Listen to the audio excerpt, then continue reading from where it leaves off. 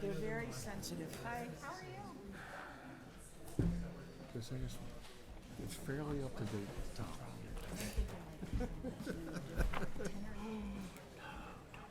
I used to lug that to every meeting. I guess they're outdoor. If you want to see it.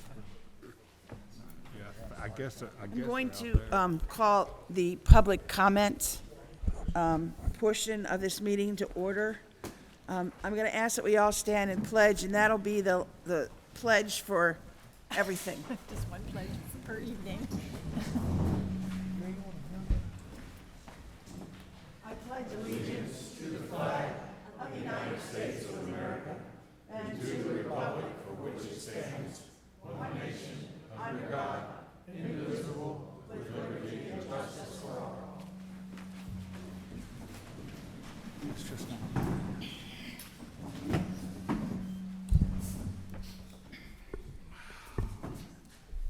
I have here the list of people that are going to want to sign up. I only have, excuse me, I only have 13 people here. If when we go through this list, if there's someone else that wants to speak, I will recognize them. We will be giving 4 minutes for each person to speak. John Breeding will be doing the timing. He will give you a 3-minute warning and then time at 4. So he'll say wrap up at 3 minutes, and please wrap it up at 3 minutes. And like I said, if we have more time, we will go back if anyone I haven't called wants to speak. What's that? It's right here with me. There's also one out there. There was still a clipboard out there with a pen.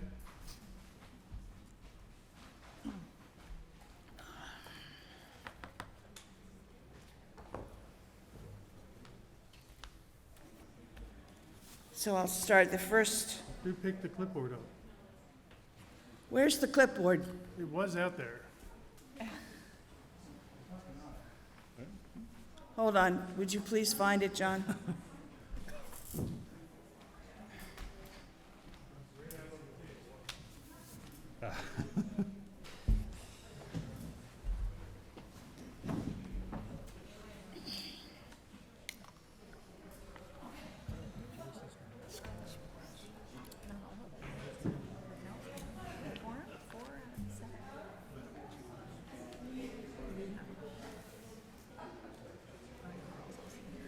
While we're waiting, I want to remind you, if the person in front of you has already spoken what you would like to speak, we do have the time. I just don't want you to take 4 minutes to say the same thing that the person in front of you already said.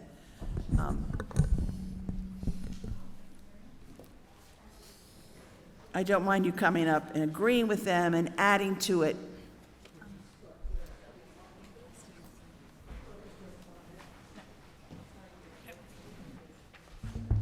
One of the stickers that she doesn't want to see. That doesn't mean we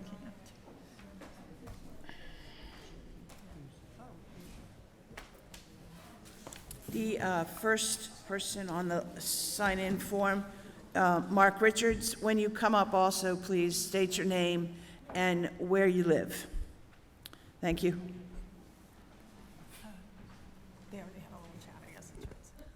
My name's Mark Richards. I live at 1002 North Main Street in Mount Airy. I'll stick to my area of expertise. I retired with 39 years on the job in a fire department that borders Carroll County. I have concerns Hold on, with, please. I'm sorry, I thought I turned it off. Okay, continue. Did have a conversation with the developers back here, and I understand a little bit more. However, I still am concerned about the street layout, the street widths, especially the cul-de-sac. It's a huge effort to get fire apparatus into strategic positions on dead-end streets. They arrive when they want to arrive, or the travel time dictates when they get there. I'm certainly not saying anything derogatory about the Mount Airy Fire Department. However, I do know from listening to the fire department scanner that their apparatus routinely goes out understaffed. The only piece of equipment in that firehouse that is staffed 24/7 is the ambulance. When that ambulance is gone, they're gone for an hour and a half. When they transport a patient to the hospital, they're gone for a minimum of an hour and a half. More with COVID because they have to procure rooms. The hospital has to have rooms available that are for COVID patients.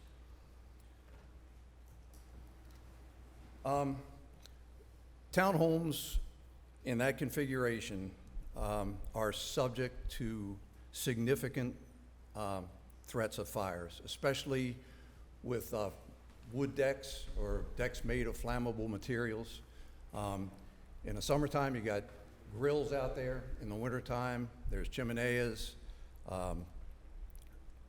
Once a fire starts in a configuration such as is being proposed, once it gets up to where the house is, typically the siding on the house is not fire resistant or fireproof in any way. What happens is it walks the dog up into the soffit and through the attics. Once again, Mount Airy is, that's the first in fire department. However, it takes approximately 10 minutes for Lisbon, Damascus, Newmarket, and other surrounding other surrounding fire departments who come in on large structure fires. It takes a long time for the backup to arrive, or the cavalry to arrive. It's 3 minutes. Just like to close with, once all these proposals are heard, from a conservative estimate, if all this is approved, the east and west Beck Drive, there's going to be over 2,500 additional vehicles on the roads in Mount Airy. We're not talking about Beck Drive. Thank you. Debbie? Okay. I just want to make sure. Barbara Gardner? Barbara Gardner, 6624 Windridge Road. We are not in the town, but we are still on well water. So anything that you put on that property that could contaminate the groundwater will possibly affect us. We're also looking at light pollution. Our community has no commercial development in there.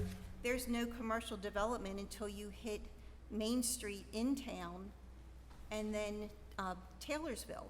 So to put something commercial in there is not part of our area. If you have drive-in, the traffic, that's a small road there. The intersection there is busy in the morning to begin with, plus you have all the school children. I hope you consider the quality of life that you're gonna be putting out to all of us in that area. I know you have to develop it, but I just want you to be conscious of the other people there. Thank you. Suzanne, and I'm sorry, I can't read the last name.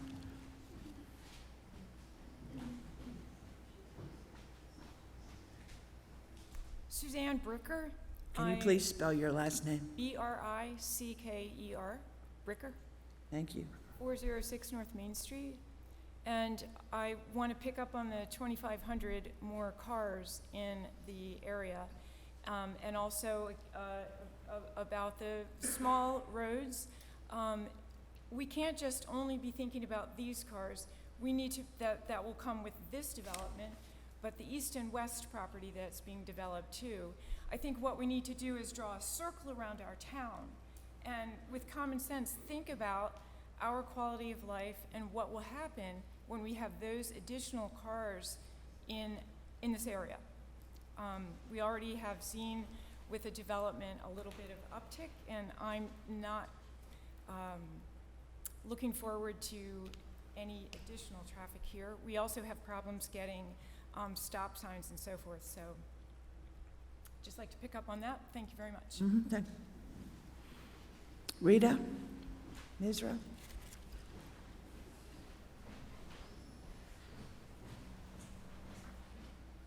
I'm going to pick up where Suzanne left off. My name is Rita Misra at 707 North Main Street, Mount Airy.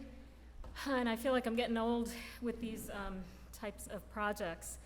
I wanted to emphasize that to everybody here, in case I forgot, that North Main Street is a residential area, and it's a community of its own, even if we don't have an HOA. We also house, or we support, the only emergency services in the town and public schools.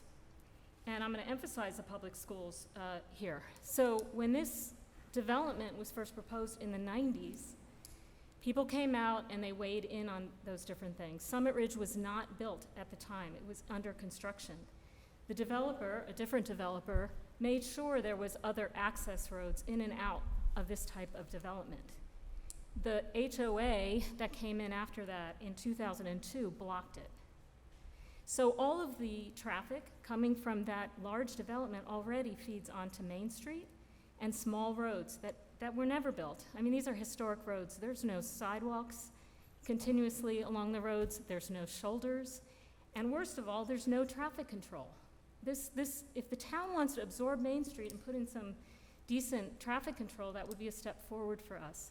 But every time we get batted around that this is a state road, and the state is not going to put even a four-way stop to protect the children as they walk across the street. So if you stand there, and I would urge anybody at 3 o'clock when the schools get out to stand on the corner of Watersville and Main, and when a fire siren goes off and you have school buses, walkers, bikers, and those emergency services coming into an intersection with no four-way stop, it's pretty alarming. And every single day I see kids do this. Kids on their bicycle with no four-way stop, some cars slowing down because they don't know what to do when a kid comes into an intersection, and some not doing that. So there needs to be a standard across the town in terms of managing these things from a purely public safety point of view.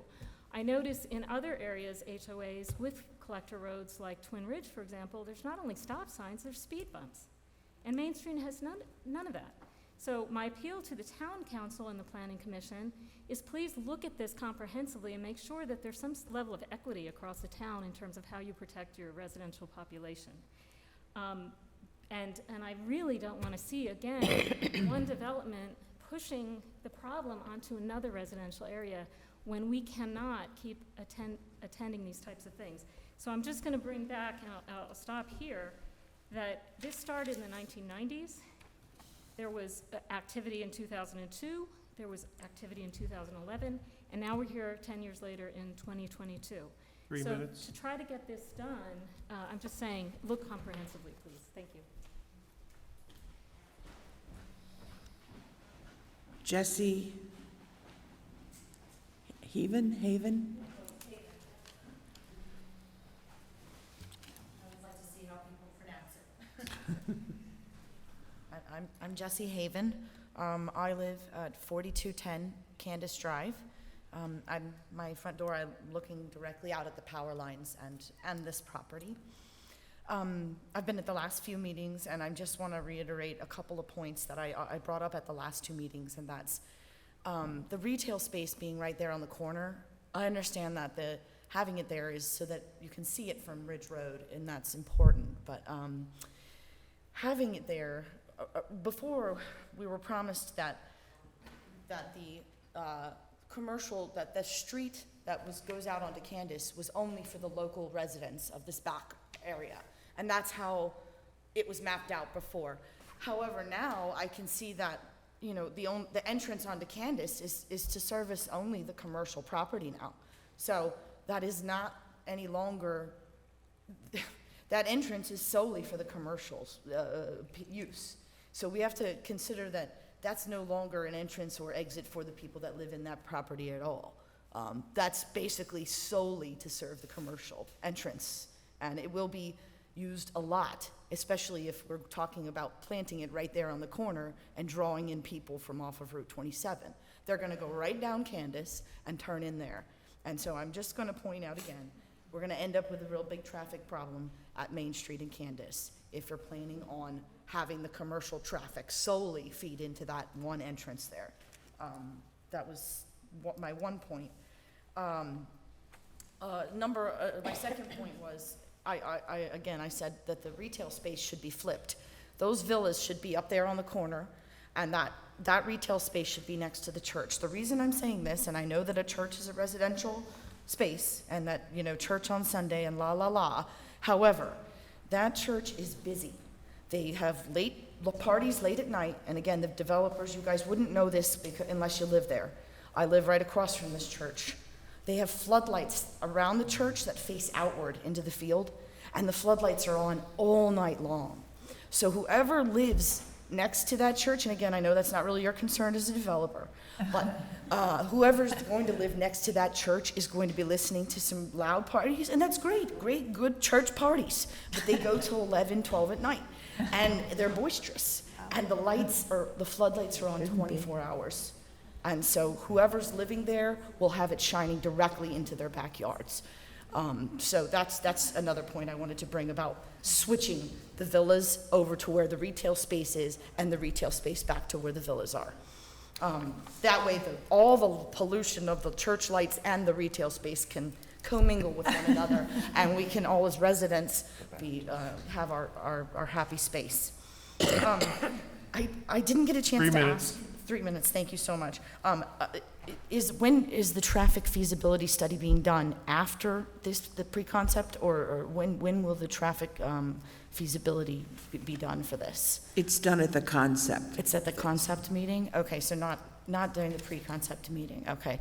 I just want to note that, again, 70 houses and with 3 cars each, we're talking about 200 cars, and with the retail space, let's talk about 1,000 cars going in and out every day. So it's a major traffic concern we need to address.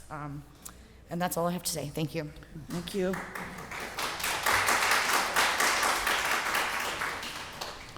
Mr. Carroll or Ms. Carroll? It looks like South Carroll. I can't read the first person. I can't read your first name. Oh, okay. Liz Rodriguez?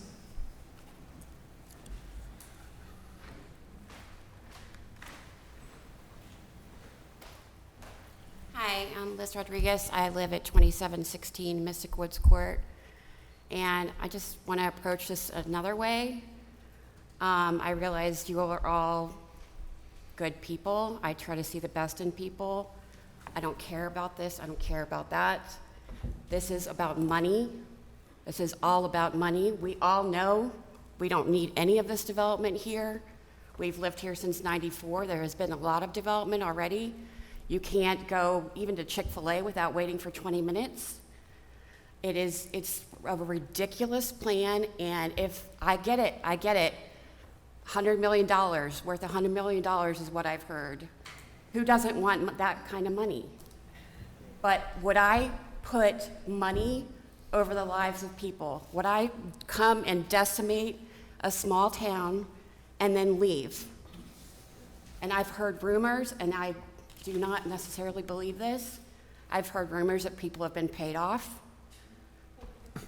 I don't know of anything about that. I'm not saying one way or another.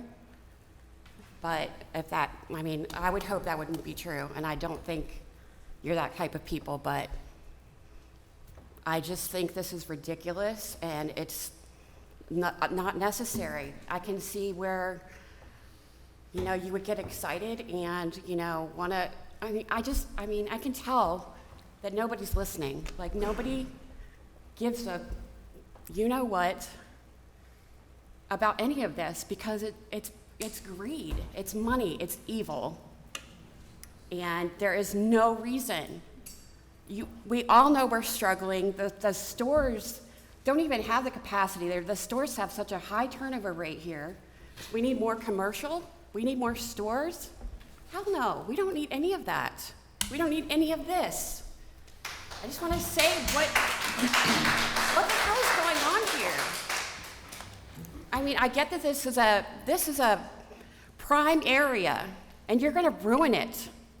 You're going to just ruin it for everybody, and you don't even give a crap about us.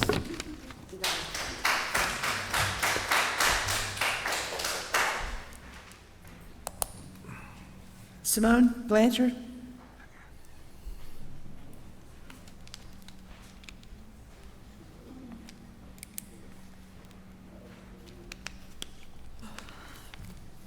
Hi, Simone Blanchard, 4073 Boltler Road. Thank you for this meeting tonight. I will say I'm happy that the number of townhomes has come down a bit from previous plans, so I'm happy to see that. I do just want to remind everyone that Harrison LaShare, the property right across from this property, so across Leisure Road, in between Leisure and Watersville Road on 27, 257 acres of property, is also in the works, and the town is trying desperately to annex it so that they can get the land and build a 36-building office park on that land. So I just want to make sure that everyone understands that this is not the only development in town, and Harrison LaShare is right across the street.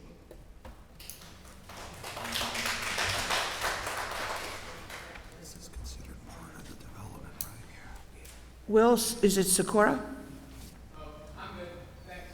Okay, thank you. Ryan Turner? I'm good, thanks. Dave Pyatt?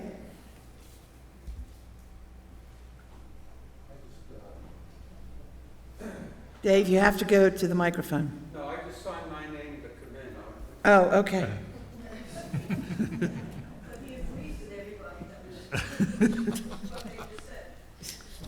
Andy Hunt?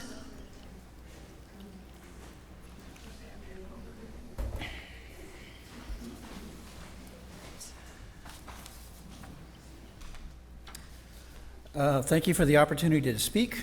My name is R. Andrew Hunt. I live at 2406 Braddock Road, outside the town limits of Mount Airy, but I do live in the 21771 zip code and call Mount Airy my home. I'm strongly opposed to the idea of high-density housing in this area.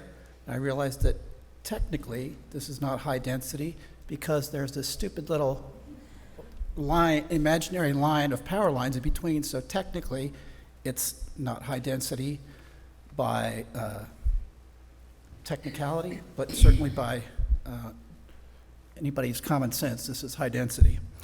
I am greatly concerned about this and the precedent that this approval of this project would set. This proposal and others in line for consideration by the town council will simply destroy the small town charm that drew us here from Howard County 5 years ago, specific to Green Tree. There are way too many housing units compared to the adjacent single-family neighborhood, which, again, technically not adjacent because apparently the power lines make it not adjacent, but that's really stupid. It doesn't make sense. A big block of townhomes. Again, I just learned that these are not townhomes, these are villas. That's what you said, they're villas. So playing with definitions and terms does not make this lipstick on this thing look any better. Second, this project layout shows little to no imagination. Sorry, but I feel that way. And this rendering is about as cookie cutter as you can possibly get. My 6-year-old granddaughter could probably come up with something more original. This development would work in Rockville, Urbana, Laurel, Olney, Crofton, any number of places, but not our small town of Mount Airy.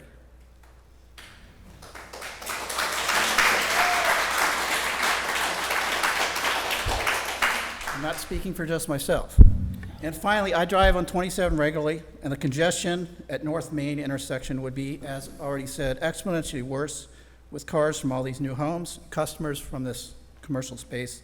Any so-called traffic improvements would do nothing to address the fact that you're adding hundreds or thousands of more cars to this section of the road, not just this section, but the entire stretch of 27. No matter how many traffic lights, expansions, and turn lanes you put on, you can't change the fact that you're adding thousands of cars. So you're going to turn 27 into Rockville Pike. In closing, I urge you all to remember that the town of Mount Airy is not an island. Green Tree is not an island. The decisions that town leaders make impact thousands of residents outside the town limits who cannot vote for them. I can't vote for you. I don't live in town limits. 3 minutes. This impacts me. Thank you. To the developer, this is just another plot of land to build on. To the owner, they want to sell it and make some money. My father owns a lot of property in central Florida, out in the sticks. He's a developer. He sold a bunch of his land to the villages, if any of you are familiar with that. Turned his little town of Wildwood into just a big, giant mess. But he made some money. So, there you go. Everyone in this town will have to live what you built. 15 seconds. So don't destroy our small town. Thank you.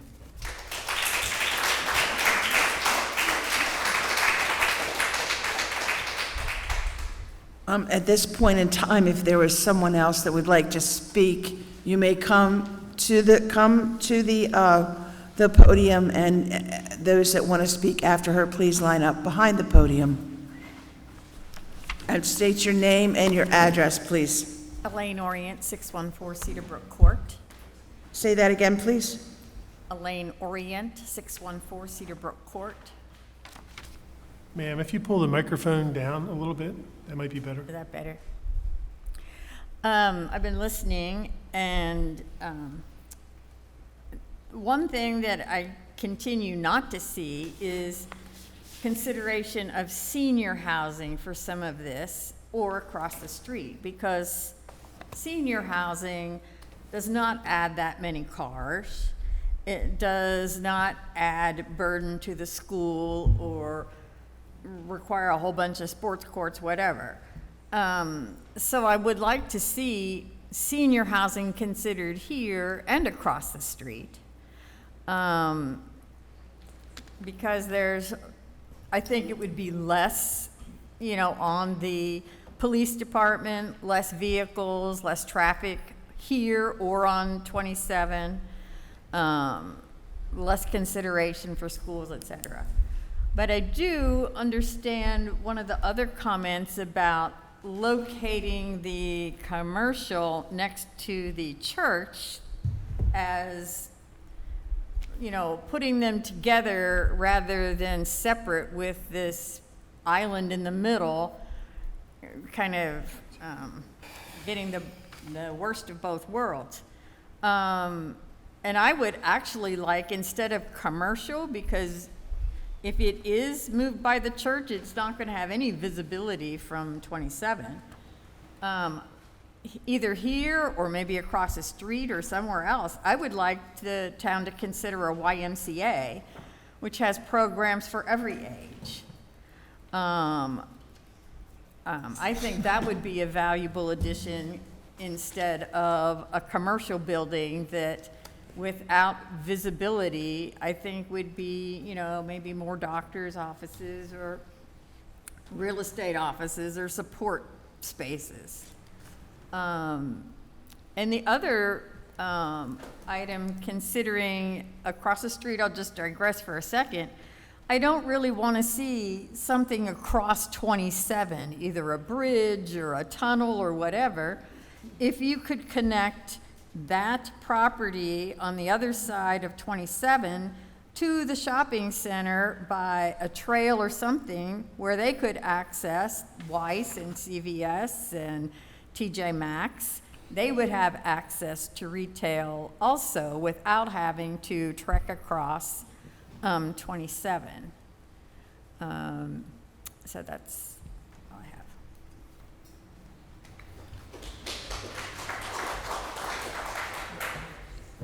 Hi there, Monica Mansfield, 6282 Belmont Circle, Mount Airy, 21771. My husband and I consulted with a hydrogeologist. Actually, we've spoken to a number of hydrogeologists. We've spoken to Andrew Staley. We've spoken to Tiffany Vanderwerker, and they've been quite helpful. So some notes regarding our water situation. Each house, each one of these new homes will require 250 gallons per day on average in order to survive. Possibly more, possibly less. At the March 2022 Carroll County Water Resources Council meeting, Zach Neal, hydrogeologist with Carroll County, noted that Carroll County is still experiencing a water level deficit. See meeting minutes here, which I've posted under the comments section of this feed going live. From the MDE 2021 report, water supply in the Piedmont region of Maryland Smart Development occurs at a density of at least 3.5 residential units per acre, while drought year groundwater recharge in the Piedmont region is typically equivalent to 1 to 2 units per acre. Communities developing at densities beyond this depend on the recharge beyond the boundaries of their water service areas. Towns using groundwater as their sole water source have struggled with the problem of obtaining sufficient land to ensure that water recharge, which occurs through precipitation. And the more impervious ground that you have, such as asphalt and concrete and houses. Ma'am, if you speak into the mic, we can all hear you. Because we can't hear you. They can't hear you. The more impervious ground that we have that will be created by these townhomes, which do not resemble, according to the code 112.39.1 A and B, townhomes do not resemble the local area of single-family homes. Just thought I would throw that out there. But back to the problem of the aquifer, we have one aquifer in the Piedmont Mountain Range. No, Barney, there are not 4 or 5 aquifers under the town of Mount Airy. We consulted with multiple hydrogeologists, Tiffany being one of them. And they confirmed that we do not have 4 or 5 aquifers, unless you define an aquifer in general as a body of water. So we are at a deficit. And so that's a real problem. So what happens if our aquifer has a struggle? We have a problem in that our aquifer is an uncontained aquifer. What's that mean? Anybody know what that means? It means that it's more prone to contamination. So the more you disturb the land, the more potential you have of contamination. So we are at a deficit in the water currently, just with the housing demands that we have now. So 45 seconds. What's going to happen with that? What's going to happen if we add more houses? What's going to happen to your water? Thank you. Thank you.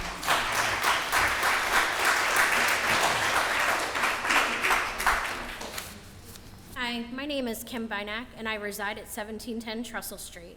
I'd like to thank all of you for serving on our commission, and I appreciate and understand that this is a difficult job, and we do appreciate you serving our town. I do want you to keep in mind with this. I've heard numerous talks about affordable housing. Mount Airy, in my 26 years in property management, we do not need affordable housing in Mount Airy, which also states in our 2020 survey that this town does not want affordable housing. I have seen many residents move out and trash the apartments, which cost between $2,000 to $4,000, return to the apartment home back to a rentable status.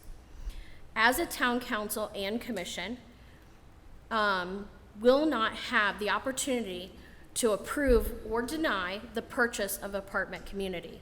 You do not have the control over rental criterias, which include not limited to sex offenders, people that have committed major crimes, bad credit, and rental history.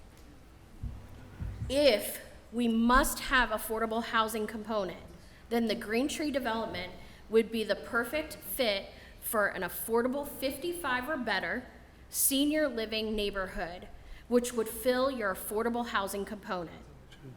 I work with a company that specializes in affordable housing and affordable senior care over the last year. There are not many senior living homes, affordable housing components, which include MPDUs, which is moderately priced dwelling units, which Montgomery County requires to have each new building have.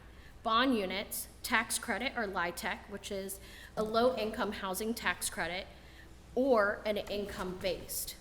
Four out of 11 assets that I manage are 55 to 62 or better.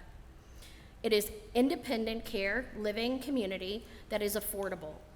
We provide them with an apartment home or duplex at a affordable price, and we maintain their home. This is more than a valuable option for the town if we must develop this land. And I encourage you guys to, we don't need more commercial property. We don't.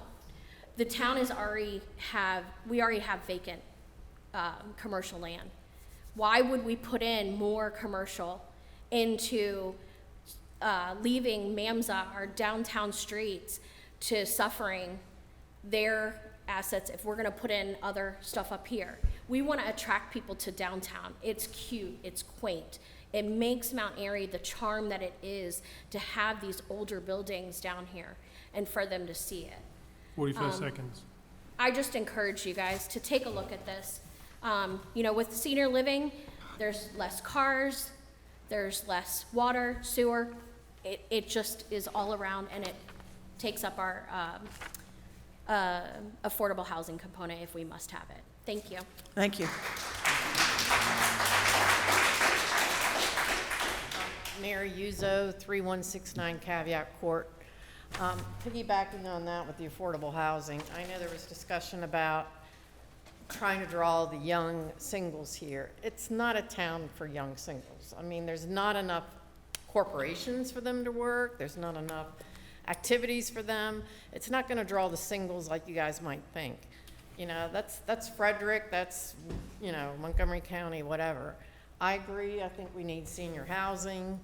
And you do need to look at Lashir, because somebody said something about commercial buildings in there, but I also saw that that's a possibility of 550 more homes. So it's got to be Beck, it's got to be Green Tree, and it's got to be Lashir taken into account. That's it. Thank you.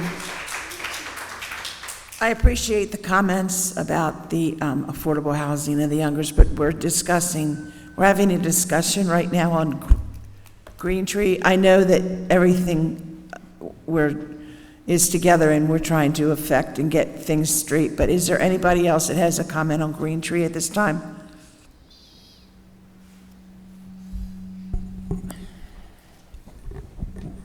Seeing none, I'm going to ask, this was to be for an hour, and then we were to go into a workshop for the council and the zoning. I don't know if there's anything else you want to say, Frank, at this time, before we go into that, but we are going to be discussing it farther.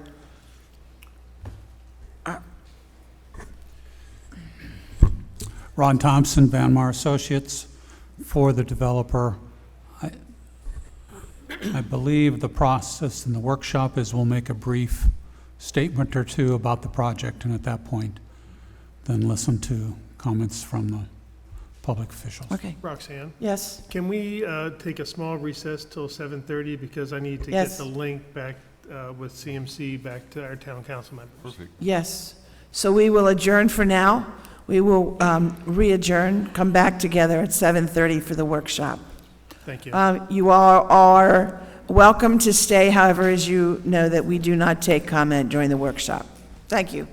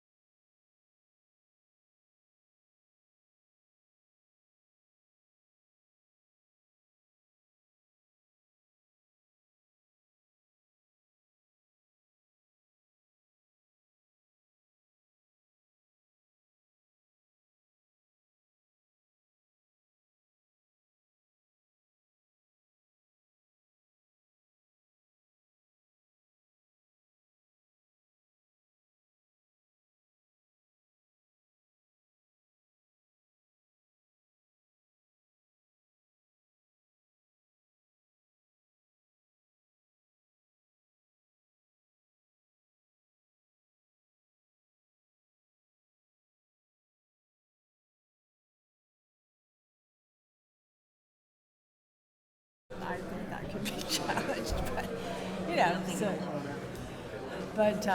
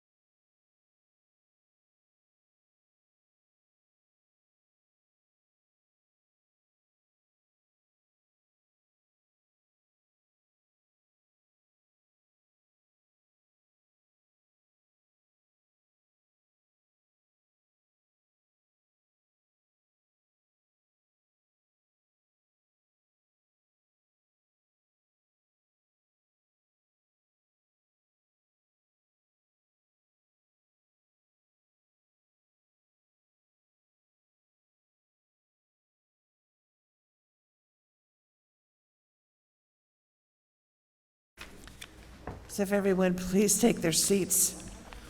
We're going to do this joint session as we did the last joint session here. The developer will give a presentation of approximately 5 minutes.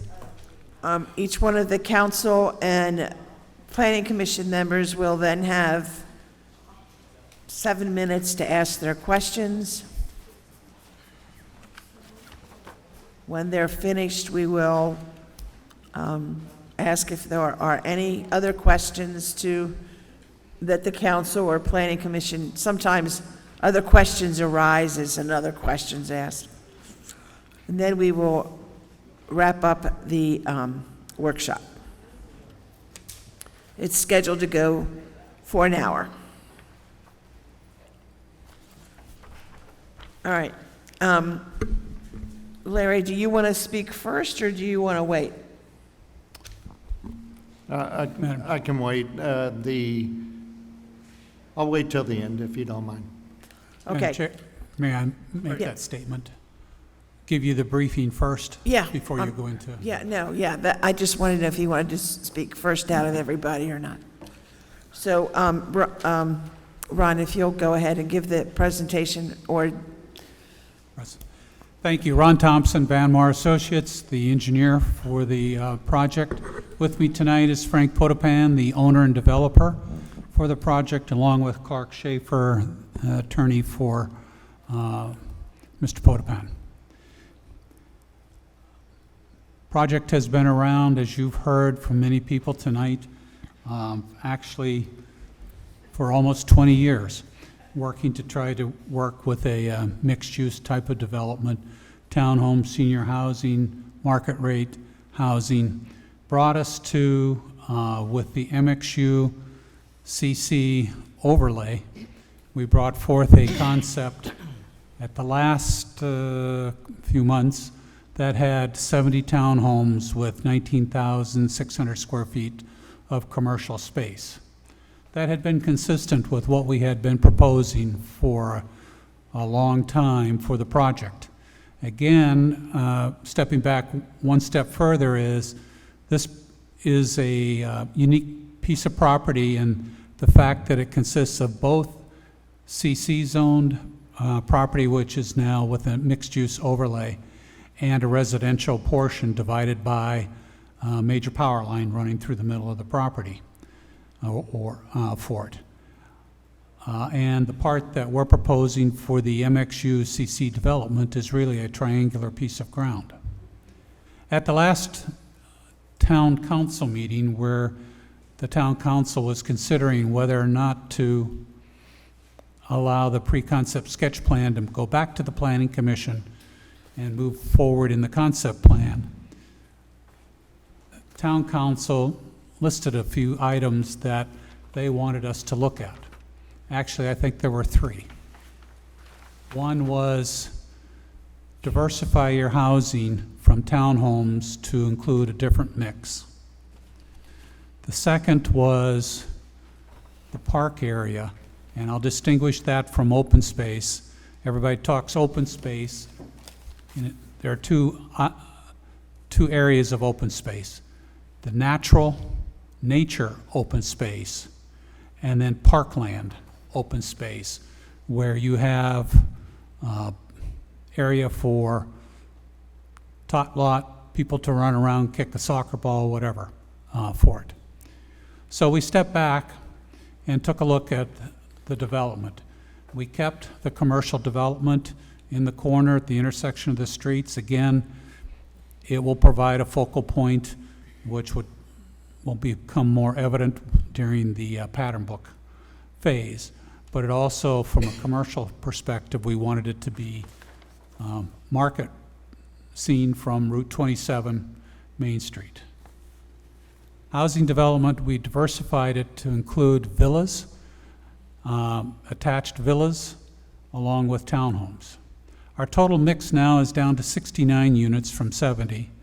Again, remind you that almost 20 years ago, there were 112 units, and I believe even before that, there were 200 and some units in apartment complexes there in a mixed-use development. So we've taken, I guess, the haircut pretty close, got haircut Saturday, but not quite as close as what we've had to do for the units here. So we have 24 villas. The villas are attached, 4 per unit. They have basements, and they have ground floor master bedrooms. So that was one of the comments, that wanted to see a mix where people could purchase a unit and not have to climb the stairs and to reach the so-called living quarters or bedrooms for it. So that brings us to, I think it was about 35% villas and about 65% townhomes. Second element was that there was no objection to having the townhomes front onto the street. Street is the standard town of Mount Airy, 34-foot wide street, landscaping sidewalks along each side. By doing that, that gave us more space to take what had been previously 0.3 acre park and increase it by a factor of 4 to 1.3 acres. Now we're able to do that by installing a retaining wall along the, I guess, southern side of the property in order to level out the ground so that it is indeed a play area. And it is referenced on your plan as proposed, or has retaining wall along it.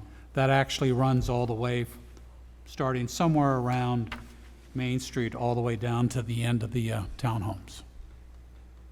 So we think with this plan, we've come back, took a look at what your comments were, and quite frankly, we think it's a better plan than what we were showing before. And thank you for your comments, and we'll stop there. Maybe reserve the right to wrap up with a comment or a request after all of the workshop comments. Okay, thank you. I'm going to start with the people that are online. Jason, do you want to start, please? Sure, I have no problem starting. The microphone, whoever was speaking into it was breaking up online. So if my questions restate what was already said, I apologize. Who was addressing us this evening? That was Ron. Okay. From Van Mar. Mr. Thompson, thank you very much for coming this evening, and thank you for also listening to the comments that were presented by the council. I didn't hear, and if you can please clarify, you said there were three concerns brought out of the council meeting, and I only heard 2. Did you address a third one that I missed? To restate the 3, the first was to create a housing mix other than a 100% townhomes, which we did by adding 35% of the units being villas. The second was no objection to having the townhomes have their driveways onto the street, which by doing that created additional parkland. We increased the park from 0.3 acres by a factor of 4 to 1.3 acres. Okay, thank you for that. I also saw in the plan with the retaining wall. Retaining walls usually help with grading and water runoff. The degree of slope for the parkland, are you able to provide an estimate for the degree for the open space parkland? The reason for the retaining wall is simply that the contour change was too great. We would look to try to have the park field somewhere around a 5% to facilitate flow of water without ponding of it that you normally would have with anything less than that. So that's why there is a retaining wall along there. We have Okay. not done the final grading at this point in time, but we recognize that the 20% slope that was there would not be conducive to a park play area for the residents. Okay, thank you very much for that. Although, in my opinion, 5% is still a little much. I appreciate it. It is greatly reduced from 20%.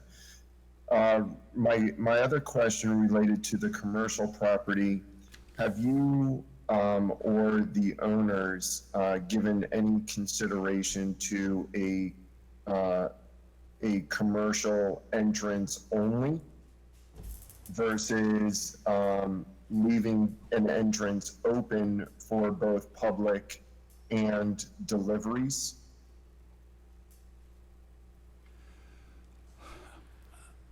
I think that from a traffic perspective, it's one thing that we could sign or get our vendors to use the entrance, say off of Candace Drive. We really need two entrances for the commercial area there. If we only had one entrance, I think we would be inducing traffic congestion at the Candace Drive Main Street intersection. Okay. And again, there would be a traffic study that would be done at the concept plan stage. Thank you. My last question, and then we can move on with other council members, is when does your waiver for this property end and would turn to commercial? Do you know the month and the day? We believe that, I don't know the month and the day because we still don't have a signed special exception, but we believe in this fall it will need to be renewed, and we've held off renewing it or requesting that renewal until we have Town Council has approved a pre-concept sketch plan, moving it back to the Planning Commission, which would then bring, the special exception would be looked at and extended. Thank you for your time this evening. Thank you, Jason. Lynn? Hi, can you hear me? No, you're very faint. Can you hear me? No. Can we turn her up? Hold on.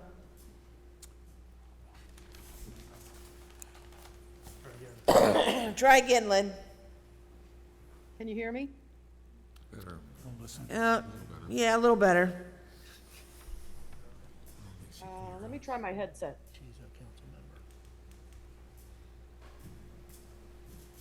Okay, let's try one more time. Can you hear me? Yes, Is that better? much better. How about, I'm gonna put on a headset, tell me if that's better. Lynn, Okay. Lynn, you sound great, so continue. Yeah, you sound good just the way you are. All right, I won't move and I won't adjust anything. So, first of all, I want coming tonight again to have their input. And, sorry, that's the phone. I thought I'd try to get on my phone. No. Thank you to everybody for showing up, for having your input. I was able, until we got cut off, to listen to a lot of public comment. And thank you for everyone for having your time. I do want to point out that I'm not missing this meeting because I want to. I noticed there were some comments on social media about council members not being present in the room. I had made it very clear in May that I was on my family vacation, so I'm participating now. So I want to focus my time today on citizen concerns. I've heard and read current and past citizen questions, comment, concerns going back to workshops in 2018. And in 2018, I think someone pointed it out, and I apologize, I just wrote everything out to get through it. It was 112 homes, I believe, slated as senior housing. Residents then said they knew this property would be developed, but they would rather have it mixed use commercial. The property was zoned commercial, but then changed to mixed use commercial. And the comments I read from then were many residents were not opposed to the development, but were opposed to the then layout rows of townhouses with front or rear loading garages, no yards, separated by paved alleyways. So my first question to the developer or to Ron or anybody is, if you could explain to the residents why this development could not be all single family homes, or as council did ask you, and thank you for putting in the villas, because we believe those are conducive, at least I do, to senior citizens having the first floor master bedroom. It looks like you've made those changes to incorporate citizen and council input, so I thank you, but I just want to know if you could explain why it can't be all single family homes or all senior villas to lower the number of townhouses and add senior villas. And then I don't know if you want to answer or let me go ahead and get all my stuff out. Sure. Ask your questions and then we'll answer them. Okay. And then a comment someone had made about senior housing. I heard a public comment and that caught my attention because we have requested to have that. Another concern residents have, so that's relating to number of homes. Another one they have has to do with number of new residents. There's a continued concern, as with any new development, as we had with a lot of the developments that people live in now, about the impact on our schools and the impact on our streets and roads. So my question was, are the villas targeting our growing senior population? And if so, that would lower the potential impact to our schools, which I believe someone commented publicly, because there's no school-age children, and lower the number of cars per household, as people have talked about. A senior citizen home would most likely have 2 cars, as opposed to a family that could have increased vehicles with teens and young adult drivers. I know we have 7 cars on our driveway with all the drivers. So that had to do with the number of residents.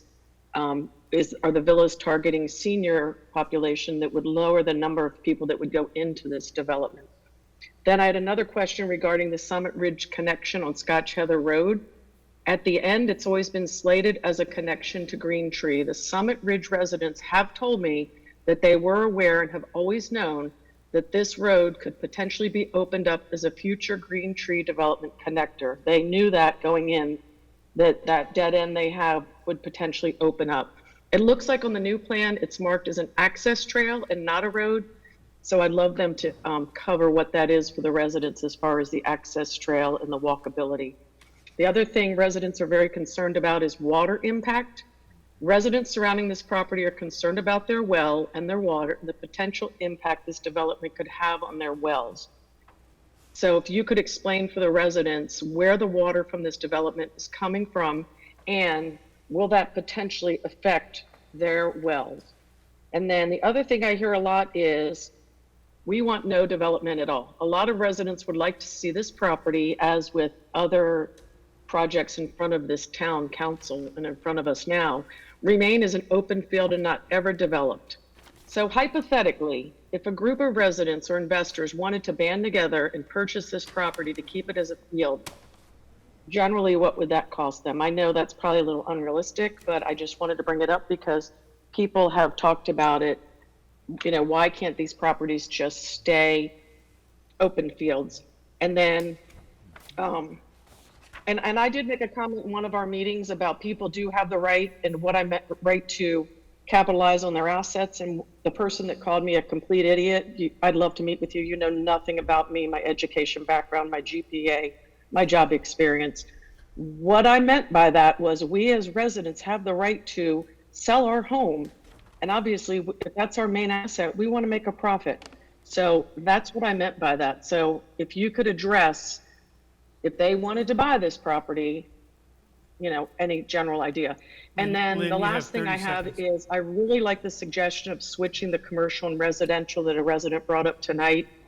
And interesting to hear what they told us, because I don't live up there, about what goes on with the lights and the church and the events. So if it's at all feasible to switch the commercial over near the church area where it's already kind of a commercial thing with the light pollution, et cetera, I would love for you to like take that into consideration. So thank you again for listening to the council and to the residents and considering all of our concerns and comments, because we are town residents too. But thank you, everybody.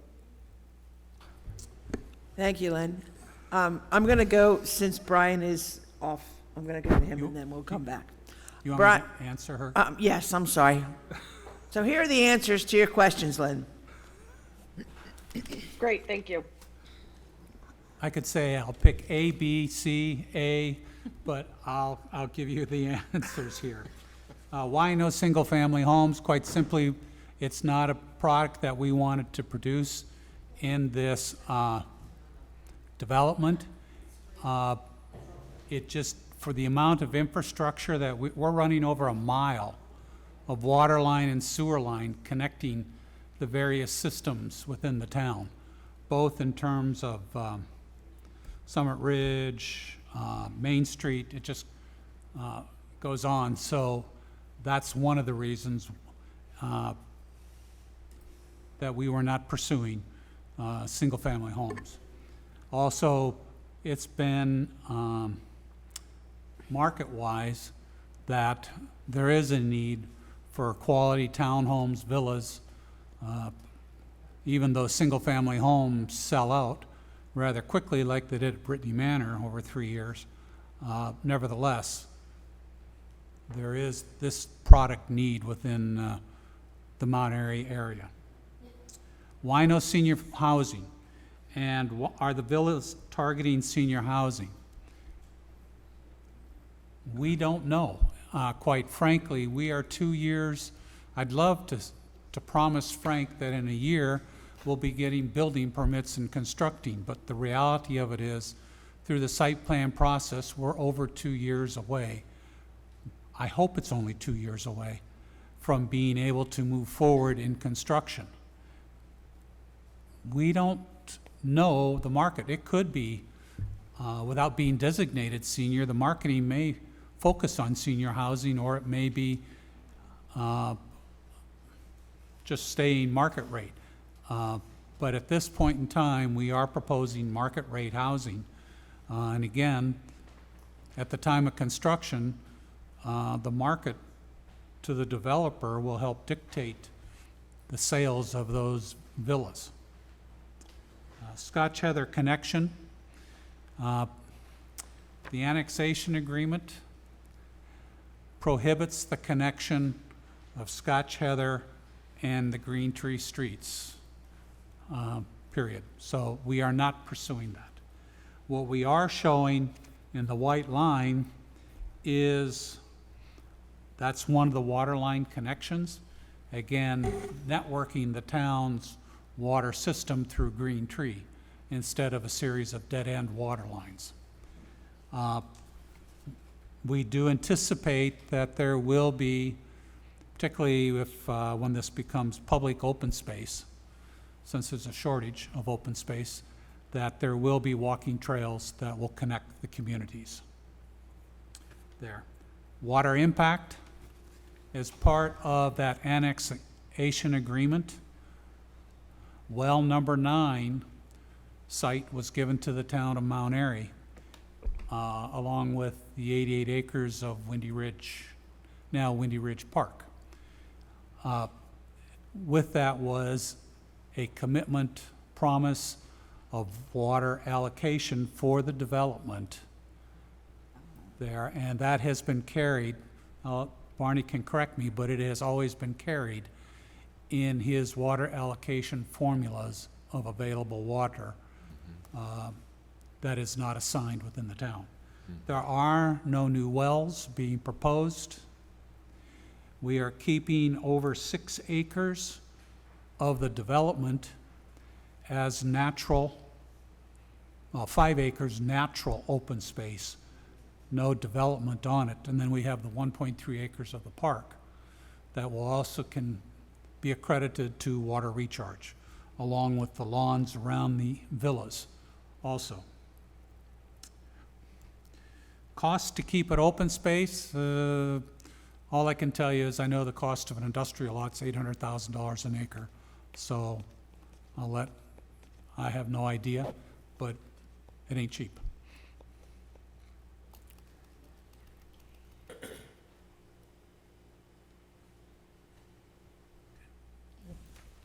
Okay. Okay. Brian, do you have any questions?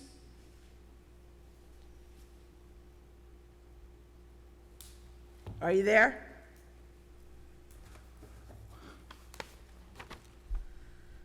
Okay. Did he drop off for some reason? He's just not talking. He's what?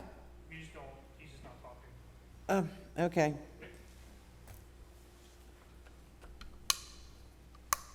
Ryan, do you have any questions? Oh, Is he unmuted?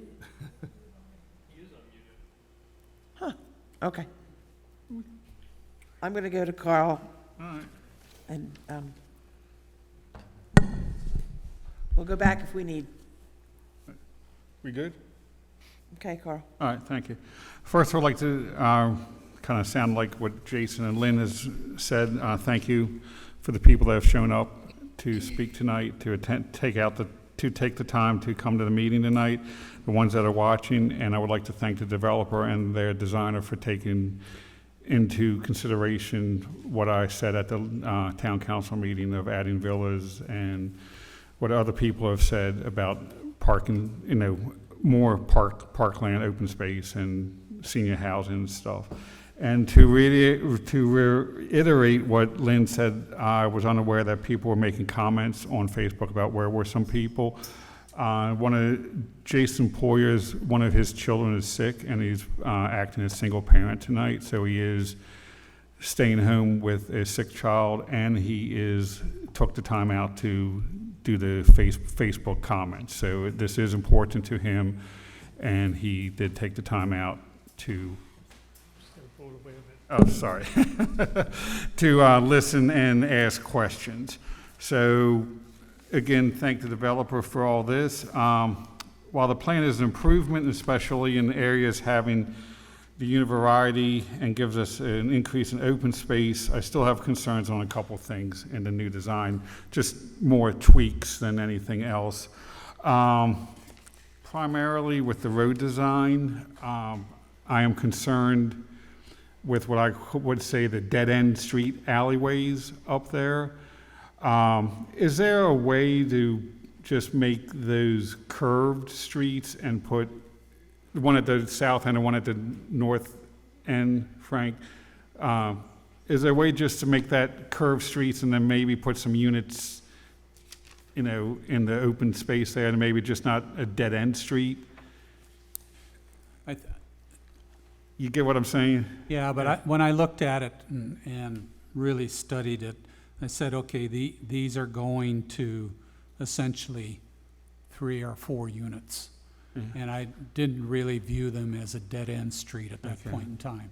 It's not a high traffic generator for it. And part of it being I'm doing a unit count and I'm trying to preserve park space. Yeah. And create a large park area. All right. Yeah, no, I'm looking at it from a town maintenance perspective and plowing and things of that nature. So if it can be, I would appreciate it. It's just, take a quick look and see. I was concerned with the backyards as for the villas along Main Street with the backyards next to Main Street, but upon thinking of that a little bit more, I think it would be more of a safety issue if they were put onto Main Street, have the entrances onto Main Street, because that's a busy intersection with acceleration and deceleration and the bike lanes there. So I think on second thought, looking at that, I think it's unfortunately, it's a little bit, the people that would own the backyards would be against Main Street, but for the overall safety of the street, it's better to have them enter and exit into the development like they are. And we would also see that as being a fence along Main Street fence and to trees. provide them with a separation from the traffic on Main Street or activity on Main Yeah. Street and their backyards. Okay. And of course, there's landscaping Yeah. in addition to that. And then I think the third tweak I have on this one is to be consistent with what I've said about Beck and stuff and the congested feel of the townhomes. I know, is there a way if you could consider removing a max of 5 per townhouse block? I mean, instead of the 6 there? Not really. I don't know. It would be nice if you can make it work, because it would just be consistent with the other townhomes in town, the town We code. kept it as 6, and we had, you'll see a few dashed lines in between. Yeah. That created pedestrian connections from the front of the units to the rear of them, so that everyone has access within 3 units, basically, of accessing their backyards for any type of mowing or any other Okay. type of activity.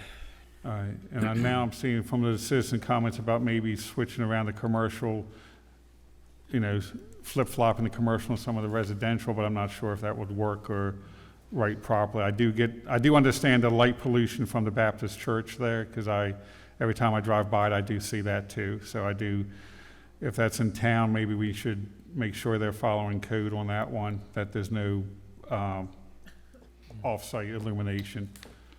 But that pretty much concludes it, because you did take a lot of my considerations into the redesign, so I'm kind of limited on what I can 15 seconds. say and request. But again, thank you for all doing that. And thank you for pointing out that there will be direct access via trails from Scotch Heather eventually and down to the the national parkland and further down to the soccer field if this ever gets developed. Time. Steve? All right, well, thank you, everyone. Thank you all for coming out and expressing your views and suggestions and concerns. Thank you to the developers and the designers. Let me get right into it. How many individual dwelling units are needed for this project to be economically feasible in your view? You're at 69 now. How many are needed for you as a developer to say, we can make this a viable project? I mean, we don't typically look at a project like that. Again, our previous iterations had 112 units. We've cut 39% out of that number to get to the 69 units. And as Ron had stated, about 20 years ago, there was a plan out there that Right. showed all first floor commercial Understand. with over 200 condo units. Okay, let me ask another question. Would your plan be viable with 63 units? You've got 69. Would this be viable with 63? It's a fair question. Without having a plan that I can give to my contractors and get pricing back, I can't tell you where that magic number is. Well, that would be a question I'd like answered maybe as a I follow-up. think the answer to that question is that we're exceeding the 3 acres per 100 people for open space. So when we look at this, we have over 6.3, about 6.3 acres.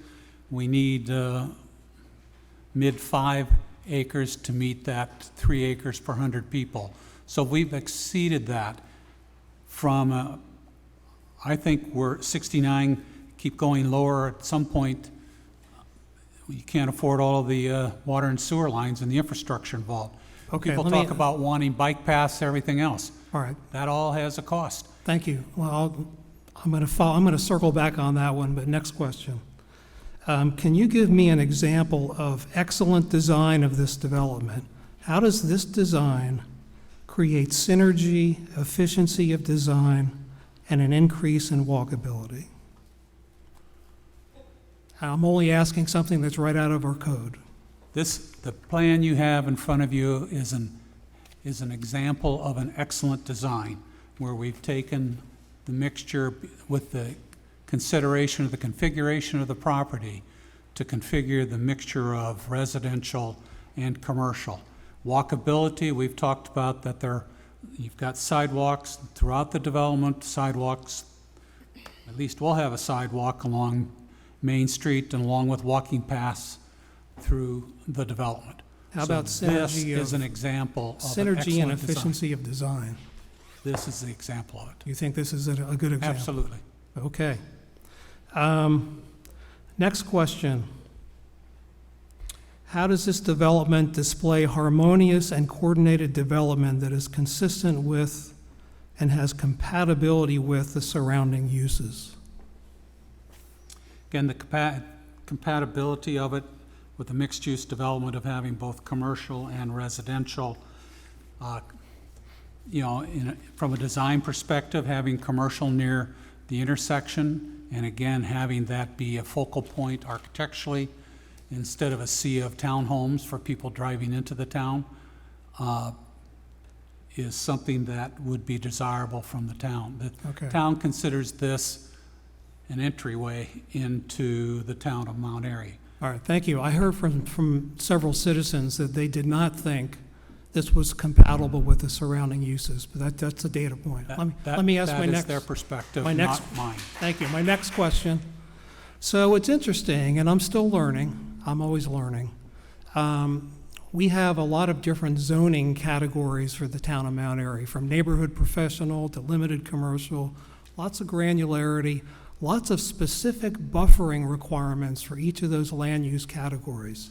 For the mixed-use land category, my words, it's a little bit like what I would call the wild, wild west. I don't see a lot of buffering specific criteria. So my question, and it's actually more to our planning commission, I would like some planning commission members to answer this, because I look to you as an advisory group to help the council. So this particular commercial space, I don't see a lot of buffering here. I don't see landscaping that helps to separate the commercial from residential.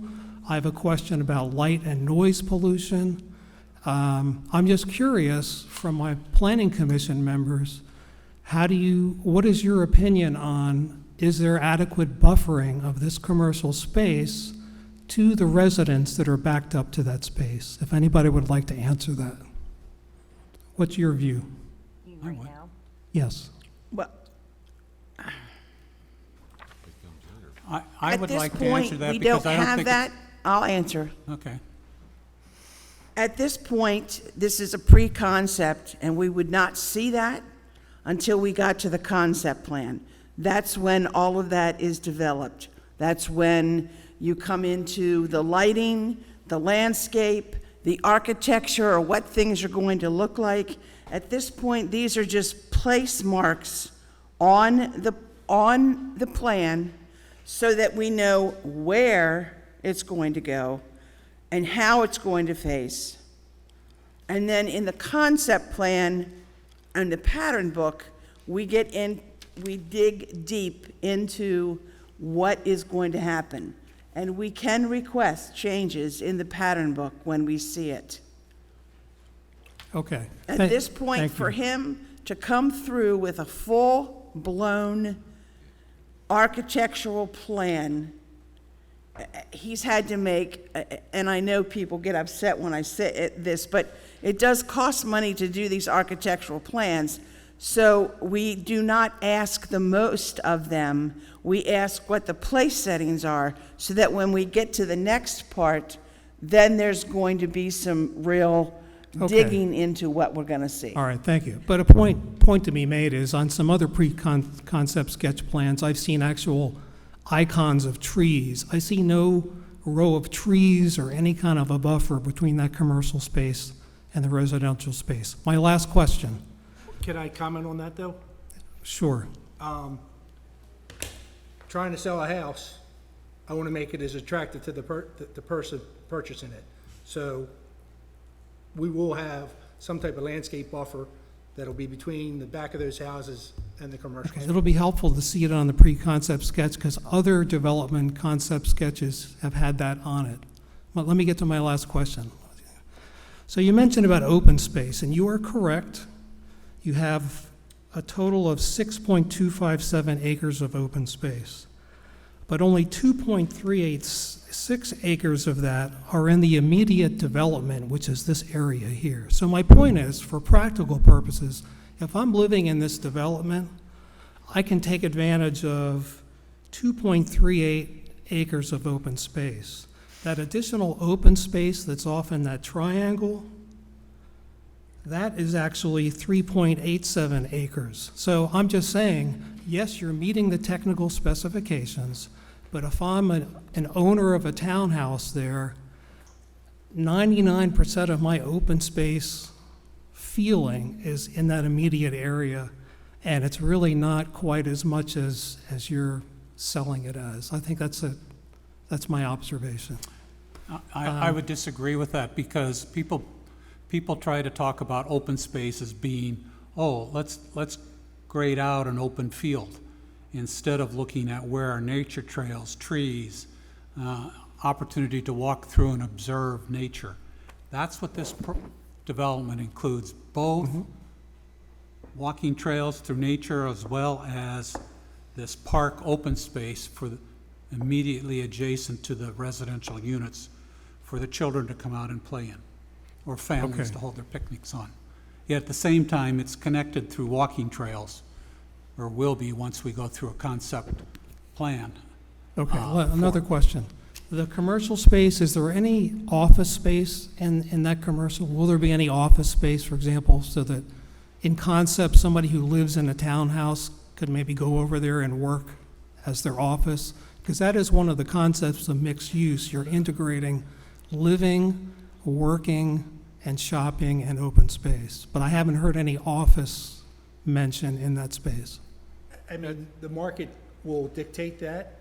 You know, market studies over the past, since COVID, have shown that there's been a decrease in office space because more people working from home, a decrease in retail because people are doing more online shopping, an increase in industrial because of the online shopping, the box stores that have distribution centers. Okay. All right, my last comment That's is... actually time, but... is more, it's a closing comment. It's more directed to the citizens. I heard your comments about needing to take a comprehensive approach to all development, and comments about this looking like a cookie cutter and unimaginative development. I just want to say I am in sync with what you're saying, and I've been talking about the need for a holistic approach in how we evaluate adequate public facilities, not just for individual developments, but collectively for all the things coming down the pike for our town. That concludes my comments. Thank you. We'll start down here. Leslie? Okay. Let's see. Good evening, everyone. So I'm going to ask a couple of questions based on what the citizen comments were first. So, for example, Mark Richards mentioned the potential fire issues, and the one thing that caught my attention was whether the actual townhouse, the materials, because he was saying if there is a fire, the materials are generally not fire resistant, so it could go quickly. So is there a way to use materials that are less, that are safer and create less hazard for fire? First of all, there's a code, Carroll County, everything has to be sprinklered.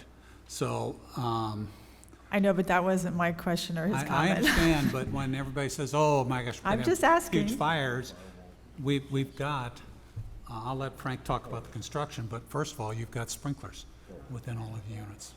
Okay. I mean, that would be inside the house presumably, and I think we're talking about outside, but I will go ahead. I think Mr. Richards, one of his comments was about the fire gets up into the attic and then it can jump from unit to unit. There are requirements in order to create a fire stop, firewalls to help minimize and prevent that from occurring. Okay. And that's in Carroll County building codes. Right. Okay, thank you. Regarding the connection to Summit Ridge, which Rita Misra earlier also mentioned, as well as Lynn, however that happened when the property was annexed in, that there was this agreement that the road wouldn't go through. We're not really sure how that happened, and some of us disagree with it, but the only thing I've ever seen is minutes from a town council meeting. So if you actually have the annexation agreement, I would love to have a copy of that, because I've never gotten one. So I'll just put that request out there.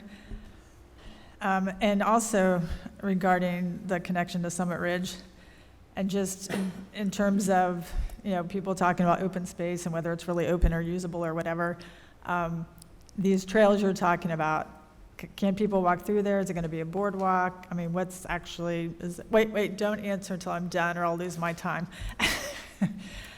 Just a thought, because I think that when we were talking about this last time, people were saying, well, that space can't be usable for anything, as though you can't even walk through it. So that's partly why I'm asking that question. Of course, Monica Mansfield brought up the very serious potential water issues, which, I know we talk about off and on with every single proposed development, but I know there's a well, but I think the point she was making is that ultimately every development, every additional use of water is going to potentially decrease the water for the town. And I guess what I just as a commission member would like is a real, I'd like a seminar, a presentation from Barney and hydrologists and people who can really tell us what we're dealing with here, so that we can once and for all actually have a better understanding of the situation, because it does come up every time, and people say, well, we have these wells and these wells, but where does the water that feeds those wells come from? And I think those of us who are not hydrologists or even scientists probably need a little bit more information about that. And I think my other question is really for the town, because I understand that you're going to have sidewalks within this development if it gets built, and there's going to be the required sidewalk from Candace along Main Street, but we don't have sidewalks going from Candace along Main Street to Watersville, and that's been talked about for many, many years, and here's going to be additional traffic onto Main Street, none of which will be going through Summit Ridge. It will all be dumping onto Main Street, maybe a little bit on Buffalo, depending on if people go out that way, some of it through the Wind Ridge. But, for the most part, it's going to be on Main Street, and that's where the kids do walk. Some of the kids do walk to school, kids bike, blah, blah, blah. Anyway, so I would be looking for some commitment for us to finally get some infrastructure and walkability from Candace to Watersville on North Main Street. And I think, sorry if I missed anything, but thank you. Oh, and you can answer that one other question that I had. It had to do with Summit Ridge connection and open space and stuff. Please. The town staff has said that there are major connections in terms of walkability, and they'd have to be paved, like to Summit Ridge trails. Also, there are actually 2 connections, I believe, that would go to Summit Ridge. I also read in the paper where the town Citizens Committee is working out Windy Ridge, where they're actually hacking out nature walking trails, particularly if you look in the back area. And that may be something, but I don't see those being paved, if that's.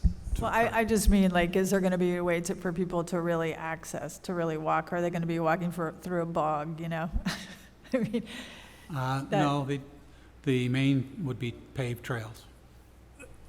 I just built a nature trail, actually in the Nottingham community. Saw that, very nice. Is So it going to you've be used like it. that? Is it going to be wood, or is it just going to be, Now, do you live in Nottingham? No, I don't. I just go down the easement sometimes, and Okay. I saw it, yeah. So that was done we use millings as a surface for that trail that connected to the boardwalk that went over and crosses the dam Yeah, abutment in Nottingham and connects over to the sewer treatment plant road. Right, very nice, very nice. But that is nice, and that is, you know, something that if it's gonna be built, then we want people to be able to walk, to reduce driving as much as possible, so. But that was an area back then that people questioned, oh, it's wetlands, you can't use that for nature trail, and it can Right, be, but if you can build those over areas it. can be utilized for, that type of use. Right, okay, thank you. Martina? Thank you. Thank you. John, can you hear me? Okay, thank you. Everyone's asked a lot of things that I had questions on, but I just had another question about, I see you've got parking sort of in the middle, like a few spaces tucked in the middle there, but if someone were to have something in the cul-de-sac, like if they had an event at their house and they needed more parking, would you consider knocking off a house or two to put parking up the side of those houses instead of having on the street? Because, if someone has a birthday and grandpa can't walk very far and they have to rearrange cars, and I see a lot of potential problems with that. And then, just if there's any possibility of maybe taking 1 or 2 units off, then making parking up the side of some units instead of having it all facing the street. And has anyone ever brought us like a 3D model to help sort of visualize how everything will look? I know that's like an extra step, but it might help. At this point, we don't know what would be approved, so we wouldn't put time into that. Gotcha. trying to do some type of modeling that, this plan has changed considerably over the last 2 months based on, the previous plan that we worked with town staff on for, 18 months to develop. Okay, and that's it for me. Thank you. Bill? All right. Very appreciative of the public comments we had tonight. I think this is one of the most productive sessions that we've had in terms of the joint interchange. Very insightful, very valuable to understand what your points of concern entail.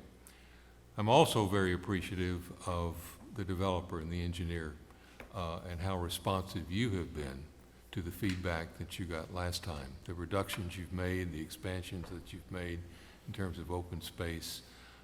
Clearly, there's been progress. Overall, I'm very, very encouraged. Many of the topics and questions and comments that have already been made address what was on my list.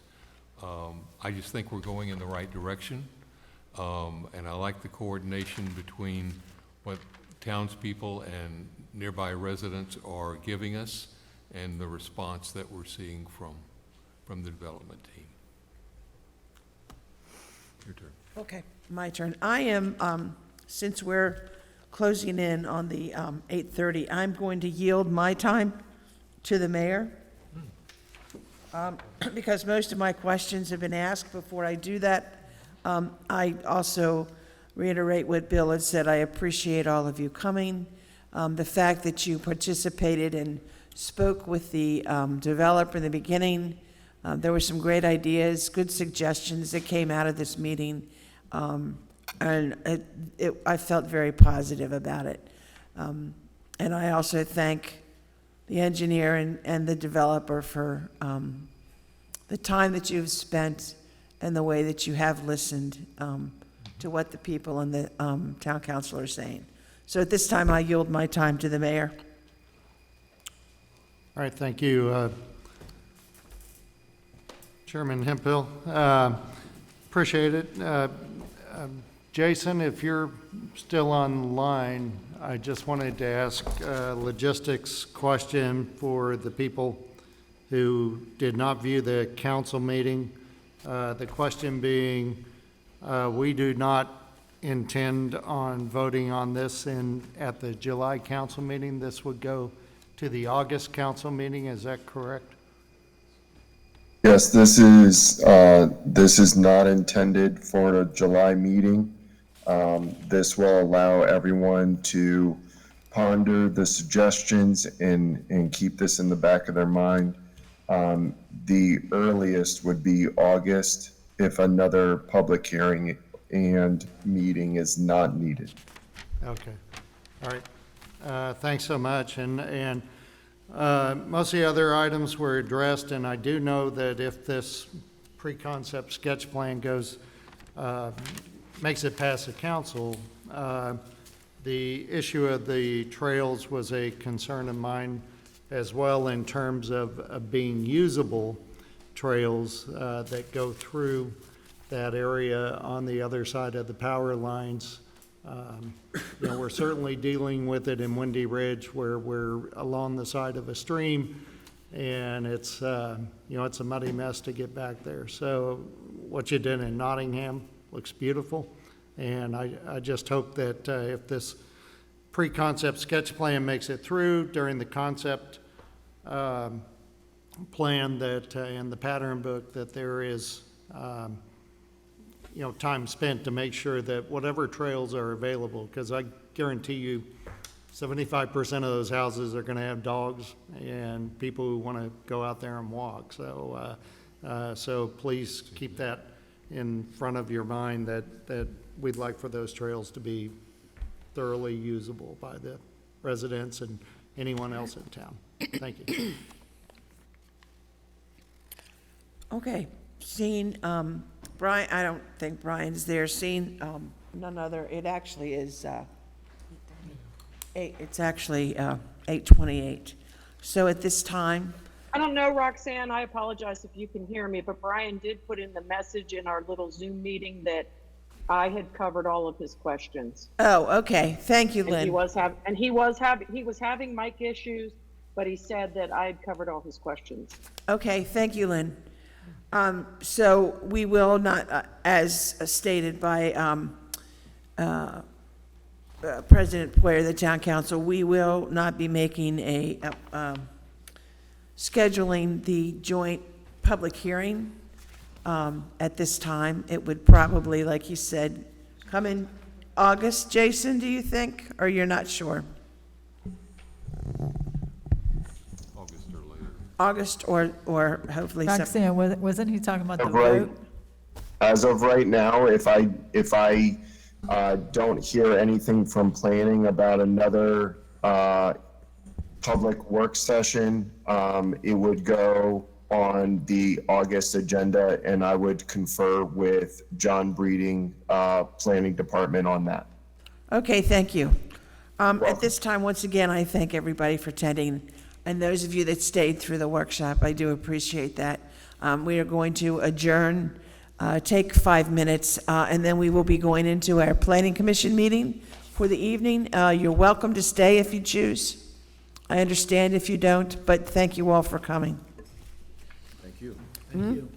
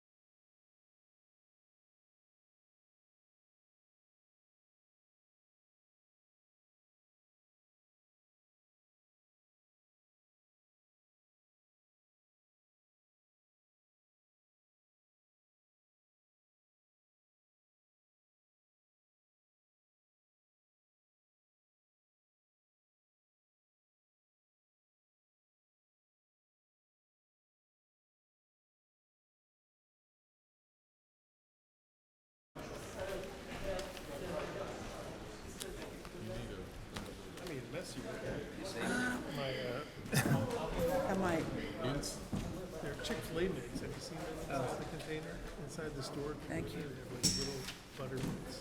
Oh my God, I use grass. our first order of business for this evening. Inside. I'm calling the meeting to order. I heard that Roxanne song came.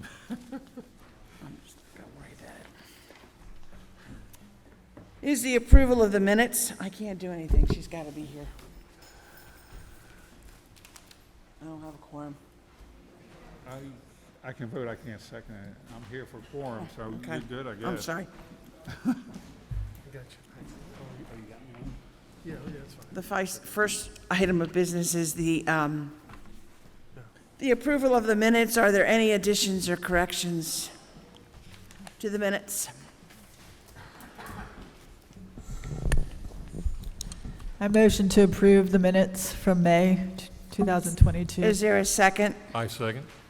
It's been moved and seconded. We approve the the May minutes. All those in favor signify by saying aye. Aye. Aye. Those opposed? Yeah. Okay, Brian, are you back with us? Aye. Okay.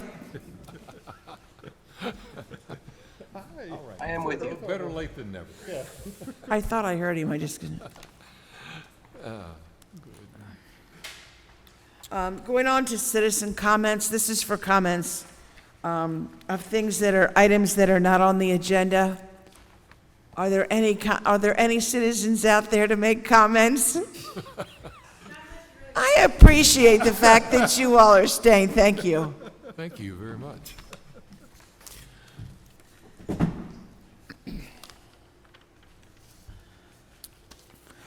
Next, we would have our Carroll and Frederick County planner. We received an email from Hannah saying that there wasn't anything new to be discussed. She would not be attending our meeting this evening. She would see us in August. And Tim Goodfellow will be here also in August, and he's the Frederick County planner. The next item is for introduction and recommendation to the Board of Appeals. This is for J&J Trash for an above-ground fuel storage tank. The applicant's requesting a special exception to install an above-ground fuel storage tank at its business located at Lot 18A in the Twin Arch Business Park at 2504 Backacre Circle, Mount Airy, Maryland. Do I have a, Madam Chair. do I do a motion, Tom? I can't remember. Do I Madam have to Chair, motion this would or you like, just? would you like Ron Thompson to come up and speak on one of these, either one of the three projects coming up? Well, we just introduced this and move it to the, Right, you would give it a favorable recommendation or Okay. or denial. favorable or unfavorable. Okay, so we do have to know what it's about. So, yeah, Ron, let's hear.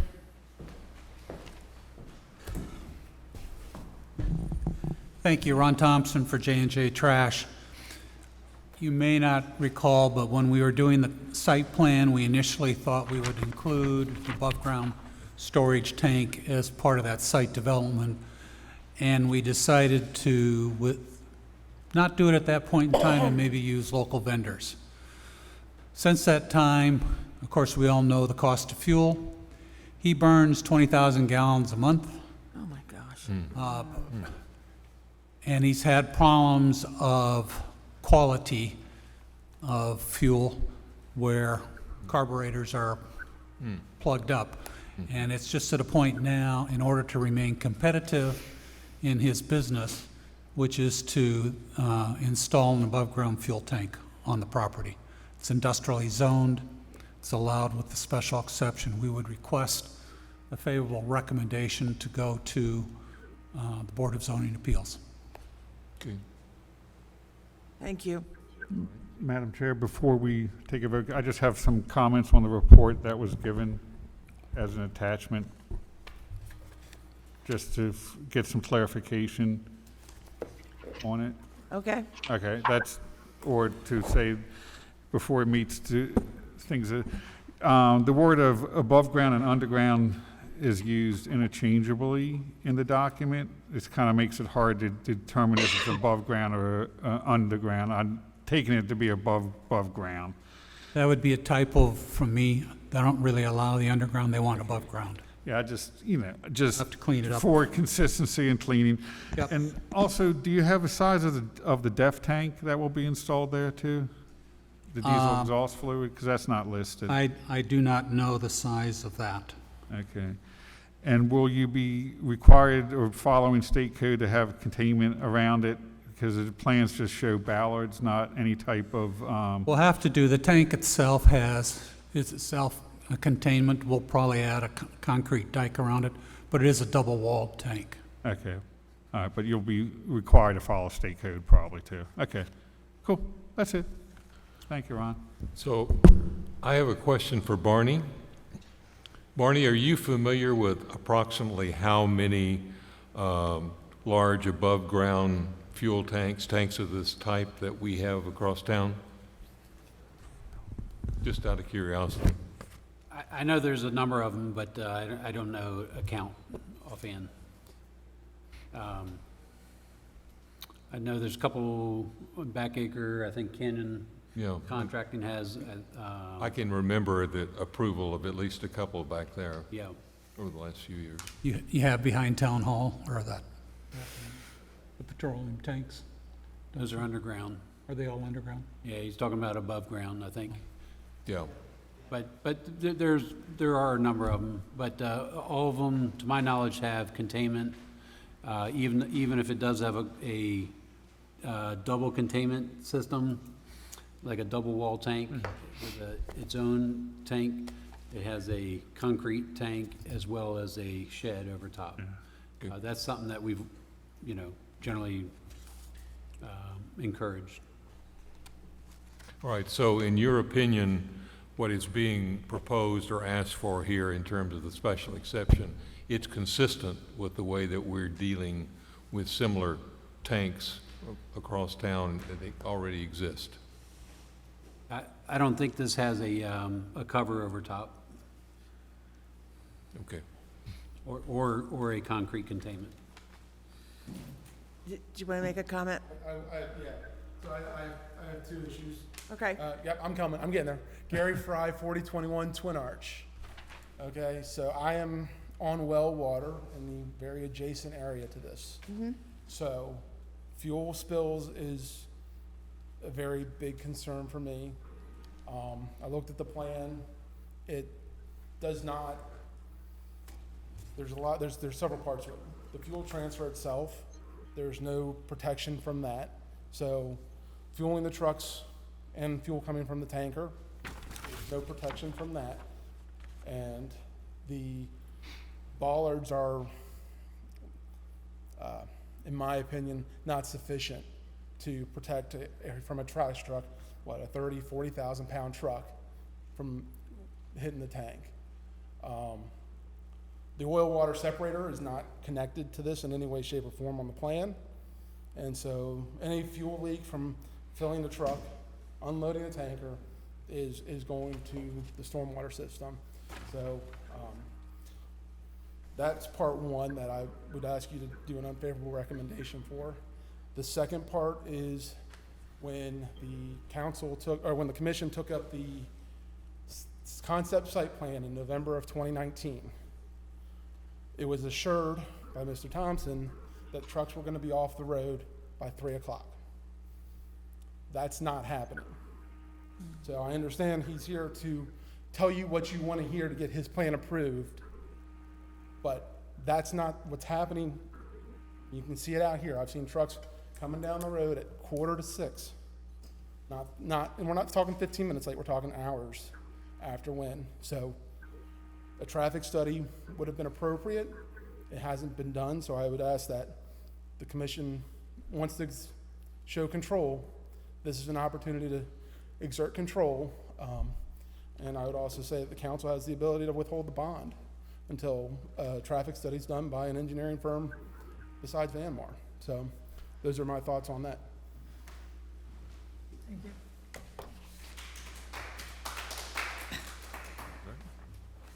Thank you.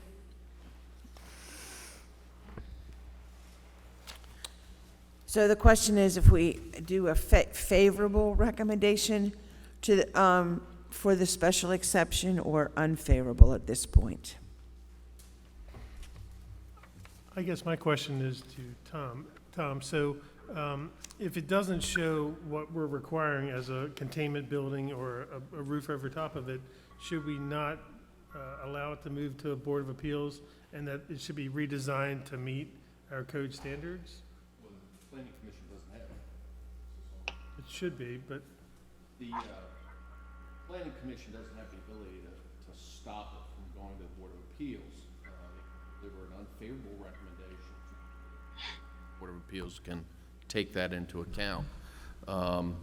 What this body could do is to say, hypothetically, attach conditions to any favorable recommendation. So you could say, yes, but only if they provide secondary containment, whatever it is you said, et cetera. So.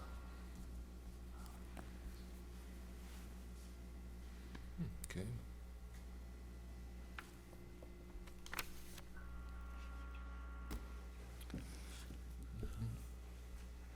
Gary, I'm going to ask you to come back up here. Let's specify the You were talking conditions. faster than I was writing. Okay, so we're talking about the secondary containment. So the oil water separator that's shown on the property. That was it, well, water separator. And I'll give you all the quick and dirty of what I read on the plans in the last hour. Okay. There's a 1,000-gallon oil water separator that there are lines coming from the building that go to the oil water separator. Right. This 10,000-gallon tank Is not connected. is not connected at all. And 10,000 gallons leaking is going to overtake the 1,000-gallon capacity.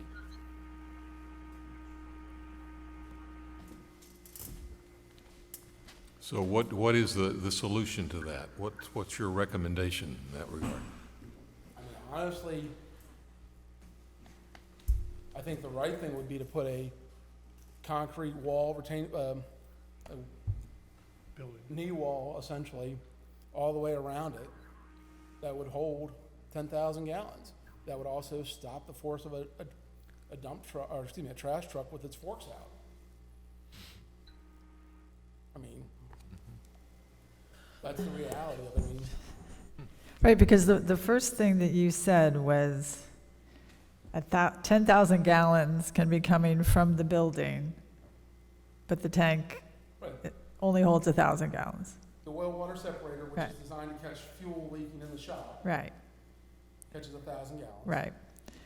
But, There's nothing. but beyond 1,000, nothing, it doesn't catch or stop anything. Not to mention anything that you have a human factor of truck drivers filling trucks, Right.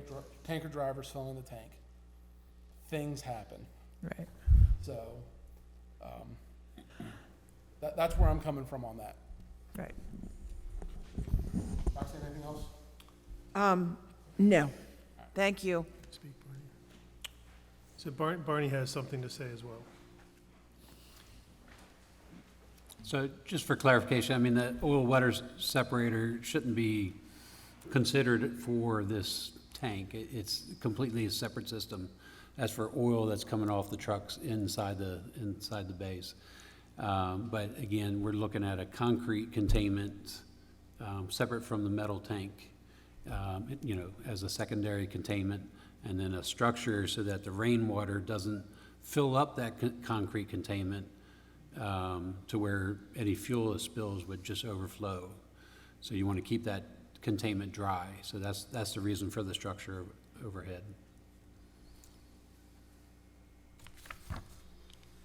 Okay. Does anybody have a motion? I'll motion to make an unfavorable recommendation to the Board of Appeals.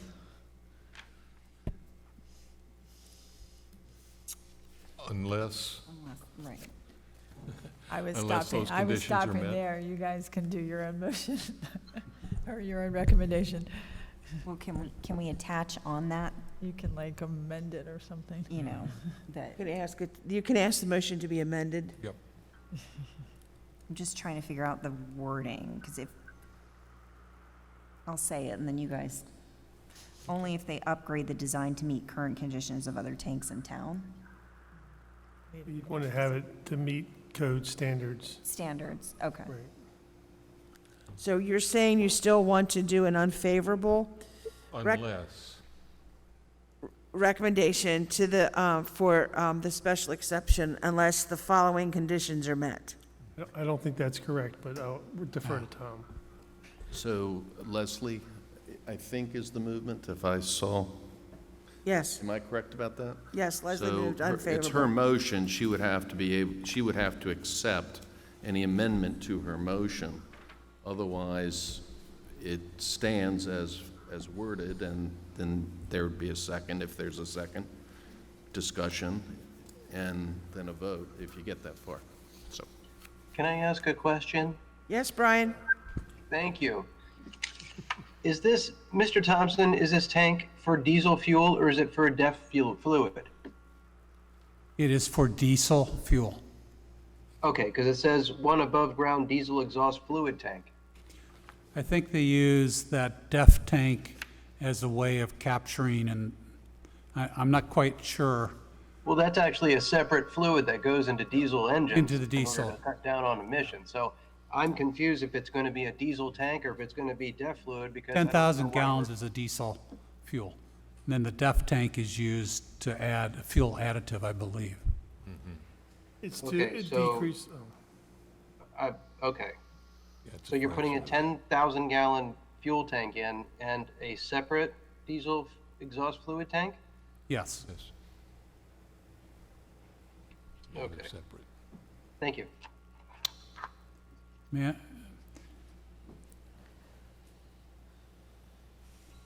You have an Okay. unfavorable. If you want to add conditions, it should be something that says, provided this, as opposed to, No, Would you I'm be not- willing to amend your motion? I'm not going to amend my motion because I'm not clear on exactly what is needed, but nobody has to second my motion. That's right. Correct. In fact, nobody has at this point seconded my motion. We have the motion on the floor. Is there a second to that? Seeing none. Is there another motion that someone would like to make?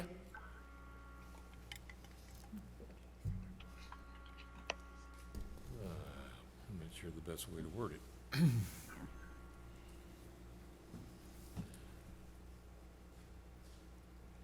may I offer something for you? Motion probably would be that a favorable recommendation, provided that the system include a canopy and a concrete containment wall around the facility. I like that wording. I think that gets to what we were saying is needed. Sure. Barney, you agree? Yes. All right. And if we could capture that wording, that would be what I propose. If you want to add to the engineer's town engineer's approval, I mean, just to cover. Huh? All right? What do we do about the fact that they're not getting off the road when they're supposed to get off the road? He said that they're not fulfilling their obligation by getting off of the road by 3 o'clock. Well, I think that's a secondary issue Okay? that could also be taken up with them. But I think in terms of the zoning ordinance special exception, We could, but it won't come back to us, correct? Because on the special exception, then they'll have to come back to us, so No. we can put that in then. No, it will not come back to us. No. Nope. Board Yeah, of it won't come Appeals back. decides. Yeah. I think we need to put that in there now. Well, I think, I think that's why Barney wanted to approve a final plan. The town engineer wanted to be, that it had to meet, he had to sign off on Okay, it. so we're putting in that the town engineer's approval of the final plan. I think there you go. That's that's a smart approach. Okay, so it's been moved that we give a favorable a favorable recommendation to the Board of Appeals with the following conditions: that the canopy for the fuel system, that there be a canopy for the fuel system, a concrete pad for the fuel system operations, and town engineer approval on the final plan. It should be a concrete enclosure, not just a pad. Green enclosure, yeah. Containment wall. Containment. Yeah. I did say, oh, okay, concrete containment wall. Is there a second? Okay. I'll second. Okay, Brian. All those in favor signify by saying aye. Aye. Aye. Those Aye. opposed? Okay. That goes to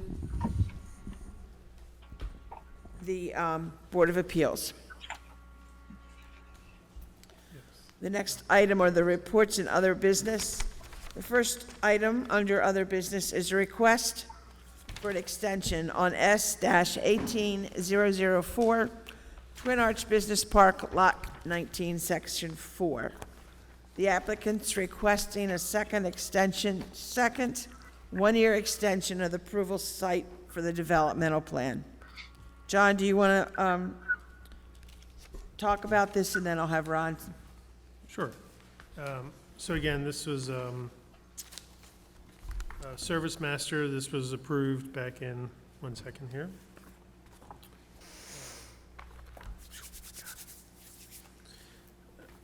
Again, so this was approved back in 2021, right? So we had a final site plan received approval when it was signed on June 9th, 2021. And again, so the expiration date was June 9th for the first extension and June 9th, 2022. The applicant did submit his request prior to that date, 1 day prior to that expiration, which allows me to still move it forward for your approval. Again, the applicant for the property was stating that he was having some, I don't know if it was financial issues. So it goes to about construction cost, materials, and the other issues were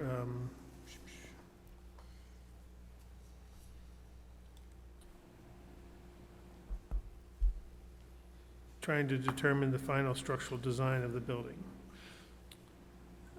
Okay. And that's all I have currently. Ron, do you want to add on to that?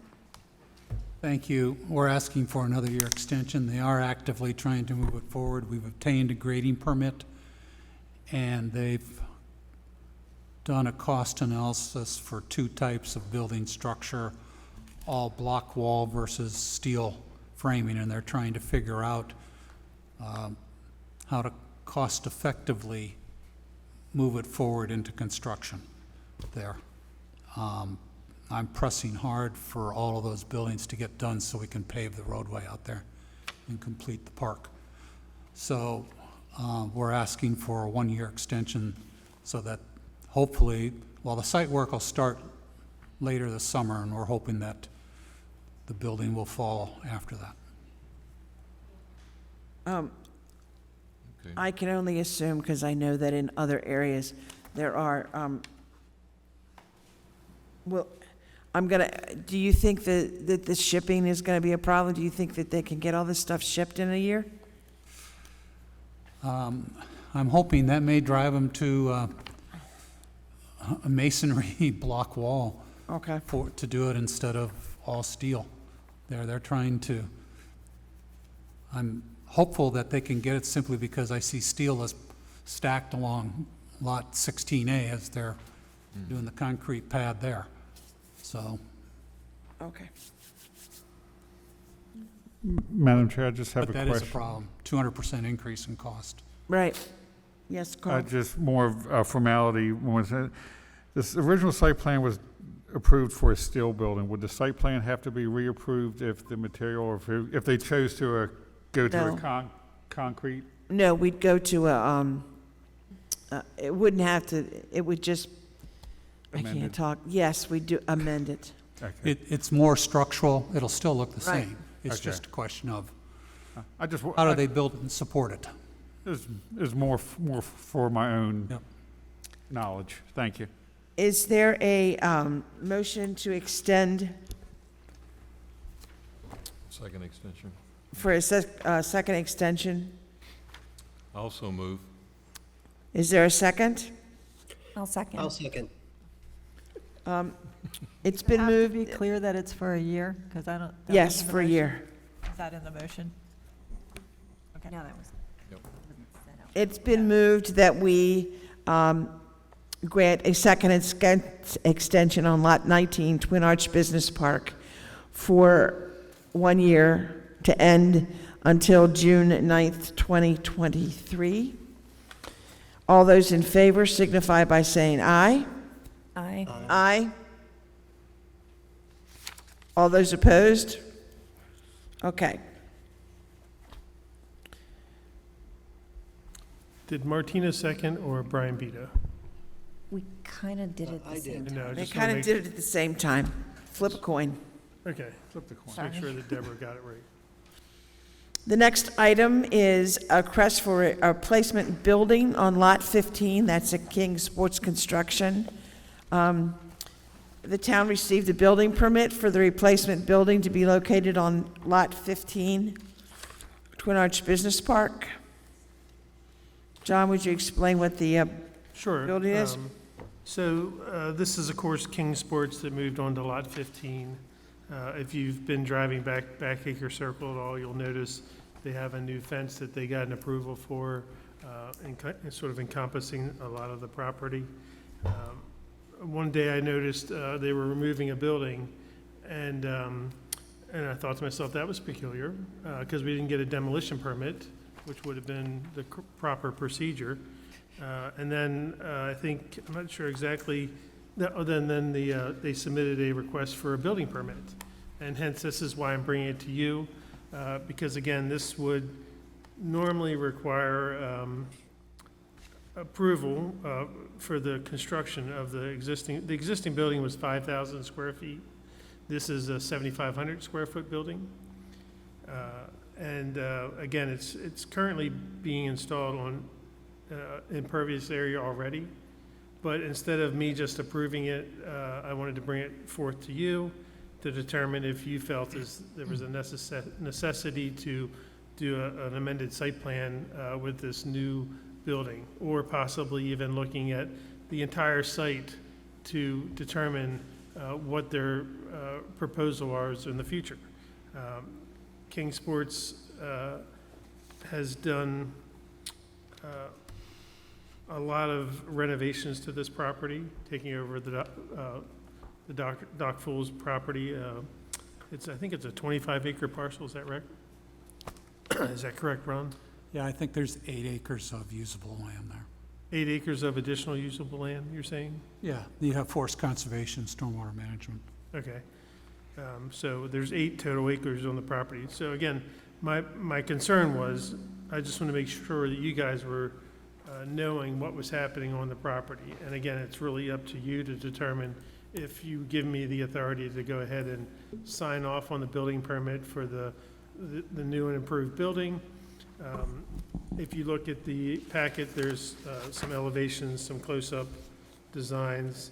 They did go through stormwater management to make sure that they were meeting the requirements of the county's and state requirements for stormwater management. If you look at the inside the packet, you'll see some of the elevations that have been proposed with multiple overhead doors, a couple single access rear door. So I think one of our questions to you and to Barney is, does this represent, in your professional opinion, a significant material difference between a 5,000 square foot building that we approved in the initial plan and now a 7,500? So this was never approved. This was an existing building that was on the property. Again, this parcel, again, has multiple buildings All right. that were already previously erected. Okay. I suspect, I haven't heard this from Ron yet, but I suspect that the existing building that was there potentially was showing signs of age. I think it was probably close to 50 years old, maybe older, I don't know.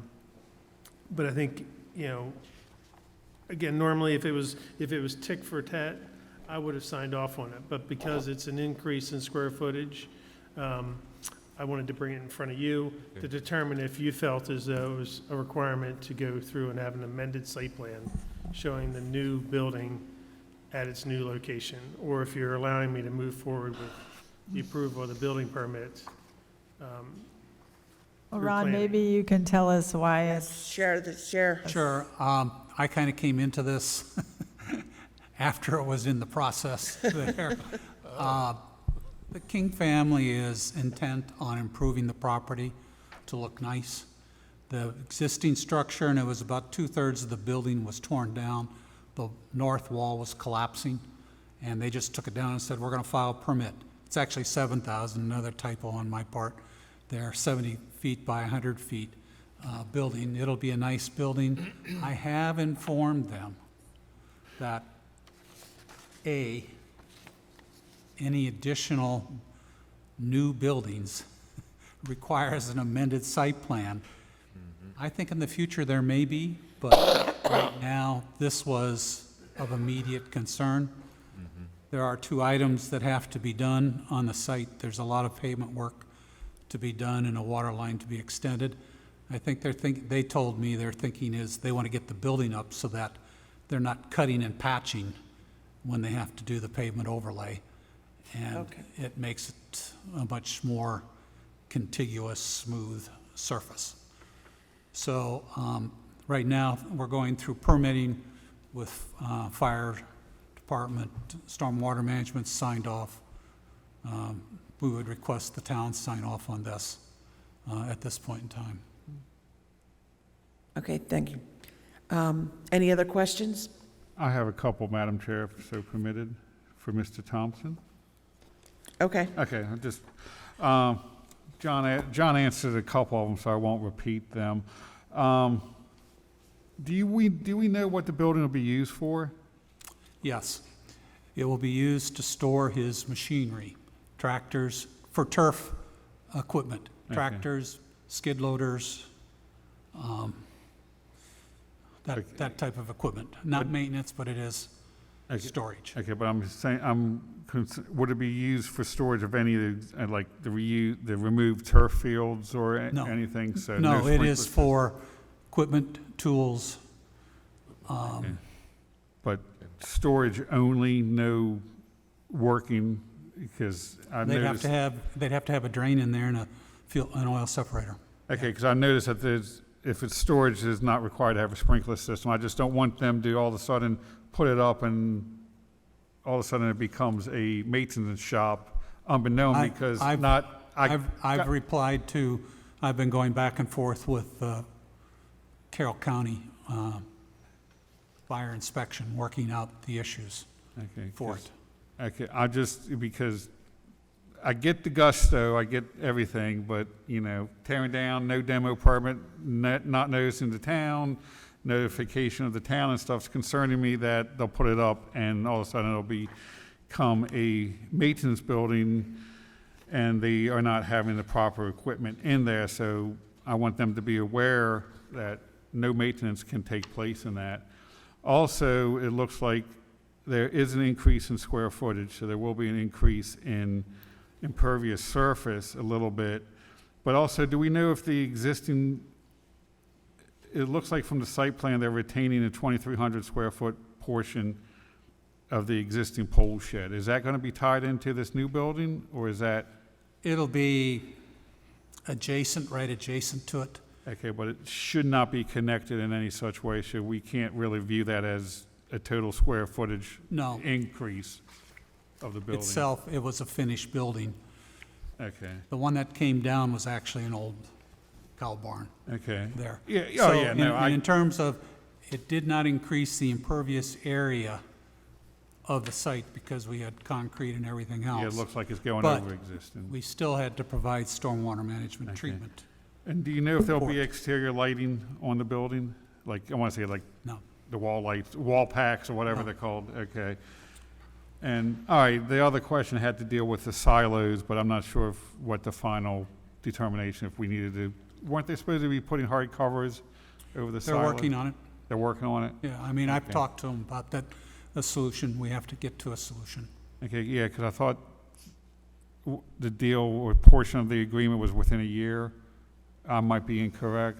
I don't think there was a date set on that, but I Okay. think, again, and that was one of the things I wanted to reiterate as well, is the requirement of the original site plan, I think, was to eliminate the residential use in the current house, which I'm not sure if that's actually occurred yet. And then also was to cover those silos where the storage is. Yeah. So again, I don't know if that's a stipulation, and again, another reason why this is coming in front of you. Again, if they're doing this, what else is potentially happening? I just want to make sure that we're protecting the town citizens, our well, water, et cetera. And back to that, maybe there has to be an amended site plan showing these additional items, if it's covering the silo, if it's increasing this building size. Again, I don't know if they've met all the previous requirements from the original approval. Yeah. And I'm fearful that it's gonna get lost in the weeds. Yeah, and that's what I'm Well, concerned. I can address, they are working on it, and I'm gotten re-engaged to push them on it. They are working with the current tenant in the building. They're trying to fill out subsidized housing applications and looking for housing for them. Their choice is to kick them out and let them live in a car or work. They're actively working to find housing for that individual. Currently, they serve as a night watchman, maintenance of the property. But they are aware, I've talked with them, and they are desperately trying to find housing for them. Their children are entrenched in the Mount Airy school system, and it makes it difficult, but they know it can't be used as a residential property. I mean, I would like them to follow the previous conditions, but I don't want to be the mean nasty that kicks someone on the street from.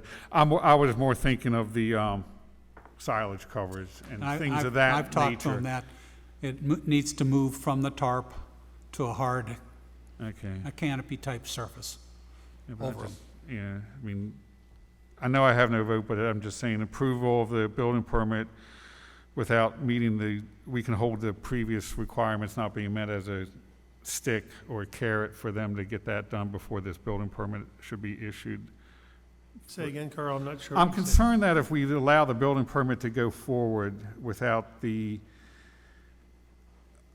without setting the condition that the other previous requirements have been fulfilled, primarily the silage coverage, that we remove our enforcement ability over them, or the carrot and the stick type deal. You should not be allowed to move forward with the construction of the new building until the other previous conditions are met. If I could, Yeah. I think it's important for them because of steel being ordered and everything. You do have a stick over them shortly later this year. They'll be submitting a concept plan for Lot 14A. If they haven't met your conditions on 15, you can Right. withhold That's right.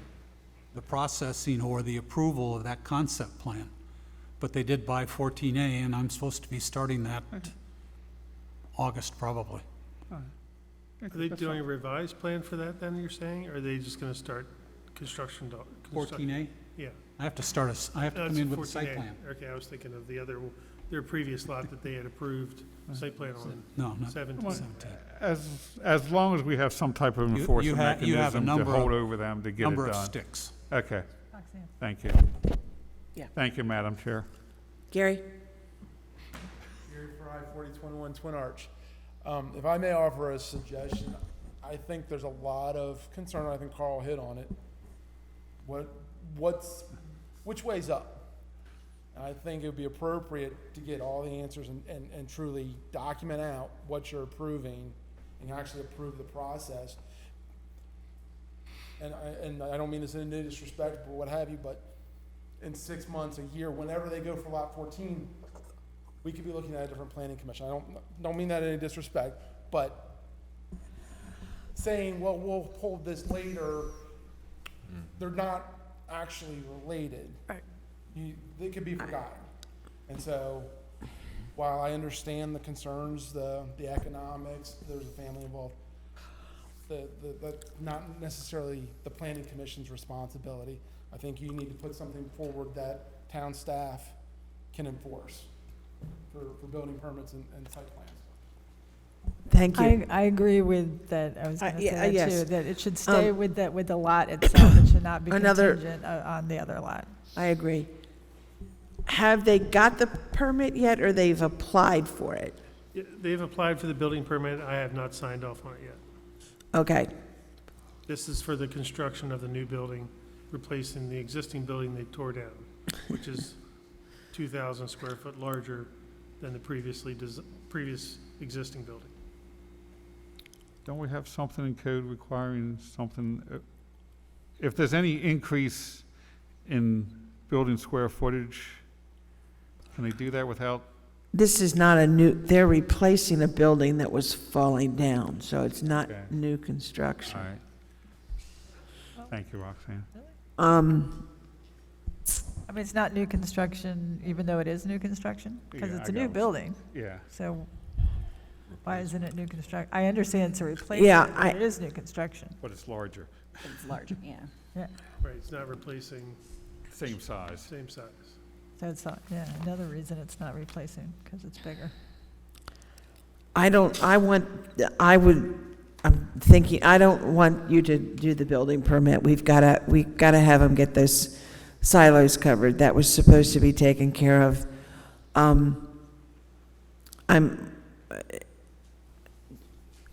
can bring this back to you next month. I can bring up the old site plan approval to find out what conditions were part of That that. would be good, right, Roxanne? Yes, Yeah.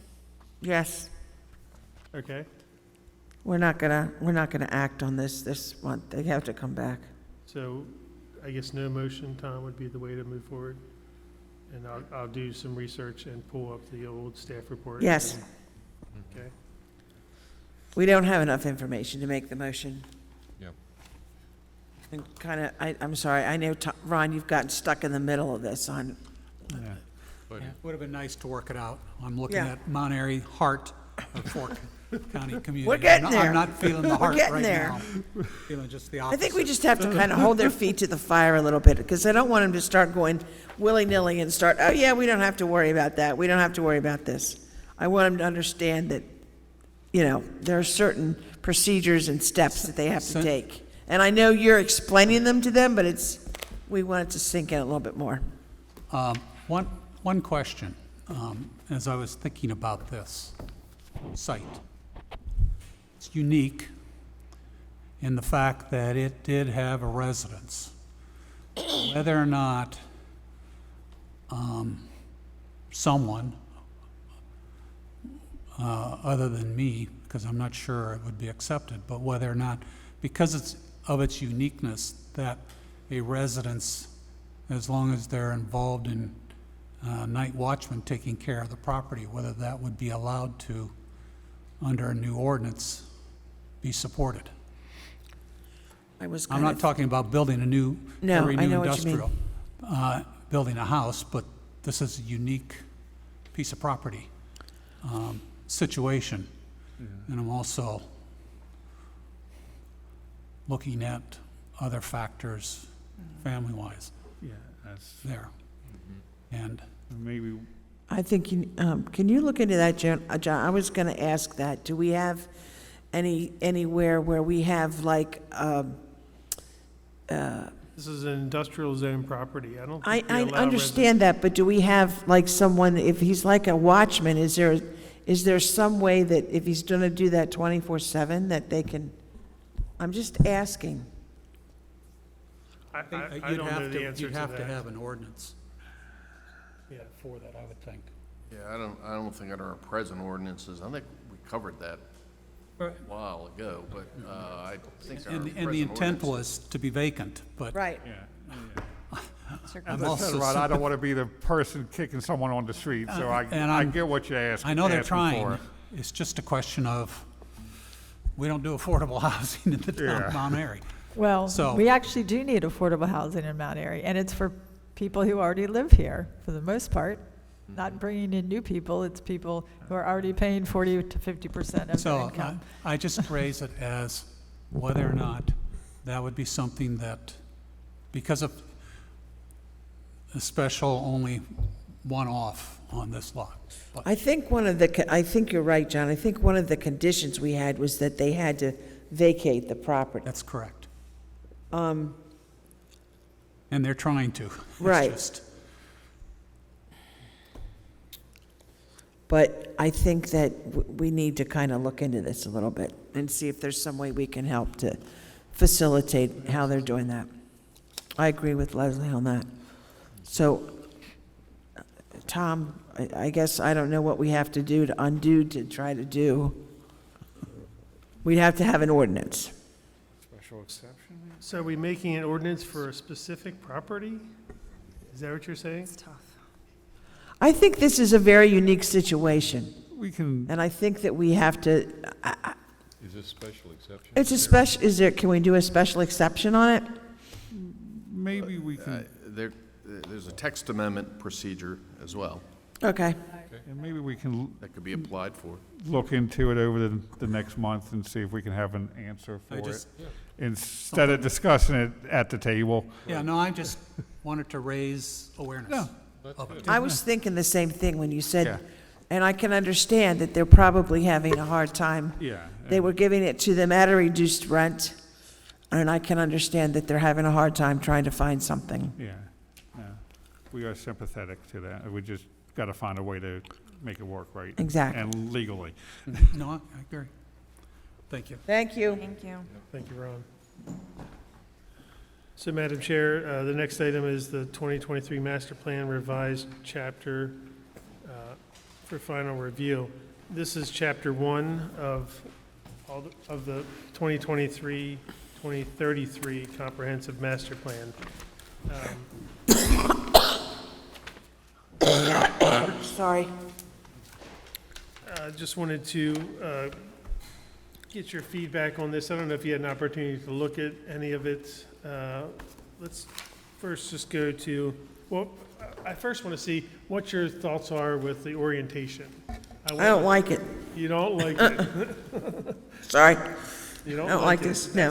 That's one nay. Anybody else have any opinions? When you say orientation, are you talking about the lengthwise or the flipping up of it? Yeah, I'm just saying Well, with the just the fact it's landscape and instead of not this way. Profile. I don't like it.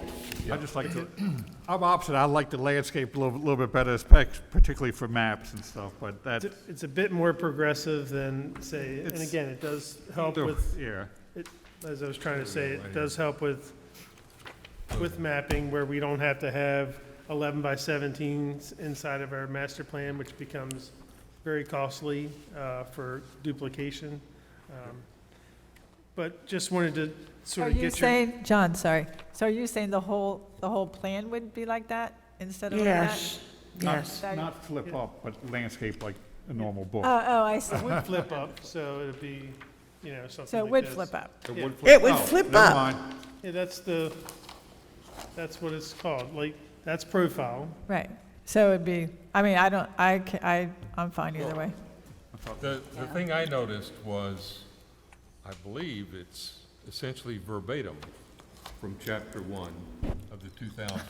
No, Or a lot of it awfully is, close yes, to it. but there is a lot that's changed also. If you go through the back, There's not a lot that's changed. Well, Bill, did you want me to rewrite the whole master plan? Because I'm one person. No. I don't know what you're expecting. I'm talking about this first chapter. I'm talking about chapter 1. Bill, there's no reason to get angry with me. I'm just saying, this is No need to ask them. the previous, excuse me? Go ahead. So anyway, there are updates to this. I didn't rewrite the whole chapter because a lot of this information is still pertinent.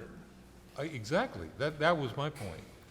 I was impressed that to the greatest extent, it was still pertinent. It's still the essential context. You have things here that are, sorry, What's that again? your highlighted sections here. Yeah, so that is about the Senate Bill 236. I wasn't sure, again, it's still pertinent, but I'm not sure if it's really necessary in this master plan. And again, even looking at the website that's currently on page 13, if you go to try to look at this website, it's not even up anymore. It's not even an active website. So I'm not sure what benefit that would be to, I mean, we could easily just go, we haven't enacted tiers, and so we're in a non-tier county, basically. And again, it's less pertinent for a municipality than it is in a county setting. So I'm not sure if it's really necessary. That's why I highlighted it, to possibly talk about removing that highlighted yellow section. Do you just want to delete it? Because we really don't have septics here in town. Right, it doesn't really apply to us. But again, if you feel like it's necessary and you want to keep it in there, that's fine with me as well. So has this been codified in the code, or is it still just the Act SB 236? No, it's been passed in 2012. Is there, Yeah, do it's you have a just- citation in the code? It's, all of this is part of the section state enabling legislation. Yeah. And so essentially, they're stepping through each of these pieces, right? So that's the context. I mean, it starts with the land use article, then the 1991 Forest Conservation Act. It steps through. Yeah, I was just wondering if this was All of codified those. in Maryland code, that's all. Or whether What, it's the page 13? page 12. Page 12 is the beginning of it. Yeah, yeah. The Sustainable Growth and Agricultural Preservation Act of 2012, Senate Bill 236. Usually things then end up being codified in the code. Yeah. I was just wondering if it had been, or if it's still just being referred to as Senate Bill 236. That was my question. Yeah, it's still referred to Senate Bill 236. But my question is, I'm not sure, again, and to Bill's point, maybe it should stay in there, and I will try to figure out. I went searching for the tier maps, and I could not find it inside the. Yeah, I didn't have a chance to look at it to see if I thought it should stay, so I Sorry? wouldn't want to take it out yet until we see if it's relevant. Perhaps one option is to simplify it and not go into quite so much Yeah. detail.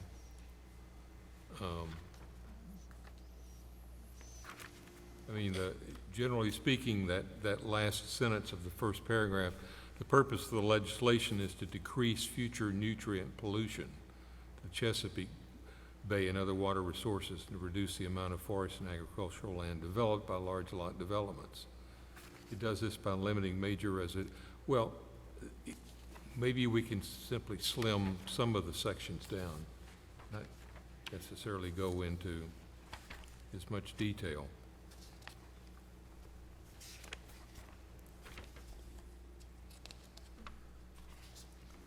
Has anybody read this enough to comment on any corrections or suggestions that they have in changing this? Or do you want? If you look at this paragraph too, so John was saying, so we have not adopted a tier. And it says, without an adopted tier map, a local jurisdiction may not authorize a major residential subdivision served by on-site septic systems, community systems, or shared systems. So that's us, right? If we haven't adopted a tier, then we do need to keep that. I mean, we don't do that because when, we put people on water and sewer when they, these new developments, but that should probably be in here because that would apply to us if we have not adopted one of these tiers. Yeah, it says the option to adopt a growth tier. Maybe we could comment on that we've not exercised that option.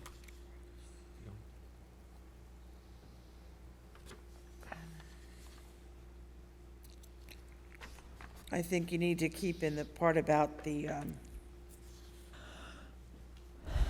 Well, the other thing is that when this was enacted, we were completing the last master plan. 13. So we didn't even know any of this stuff, which is why we didn't have to look at it and, scrutinize Yeah.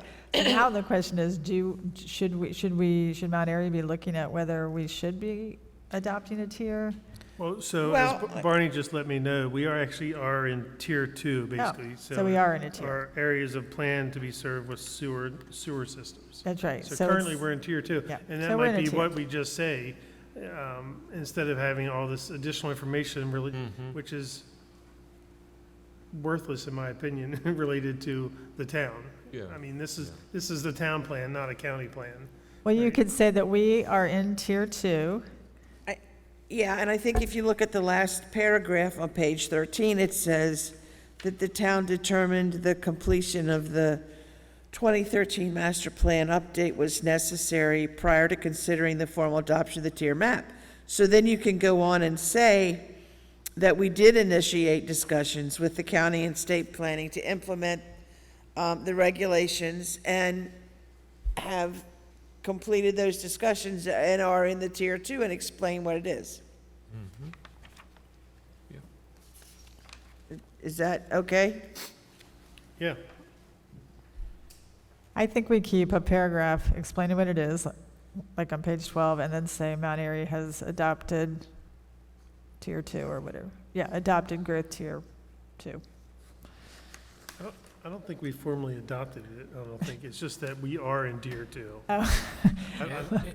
I mean, basically, the whole town is planned sewer area. Right, yeah. So. So it's by all I'm default saying, or like whatever. John's saying, I don't think it's officially adopted, which is something maybe you want to propose at an upcoming. Yeah, we meeting. could propose that. But the Okay. thing is, it's actually consistent with what it says about if you don't adopt a tier map, you can't have septic, So you basically have to be what we are, so it kind of fits together either way. Right, and Okay. Carroll County is the one that hasn't adopted the tier map. The town itself hasn't either, but yet we're still in tier 2. Yeah, we're in By tier default. 2, but the county's not. And of course, we're Probably divided by, still rebelling, I think. once again, Might still be rebelling. I'm not sure. Haven't kept up. Well, it may also be possible to boil down the next section, the Plan Maryland Initiative. what page, Bill? I think it's 14. 14, because again, the timing of when we were finishing up the 2013 master plan, because this gets into analysis of surrounding county growth policies and so forth, and there may be a way to condense all this.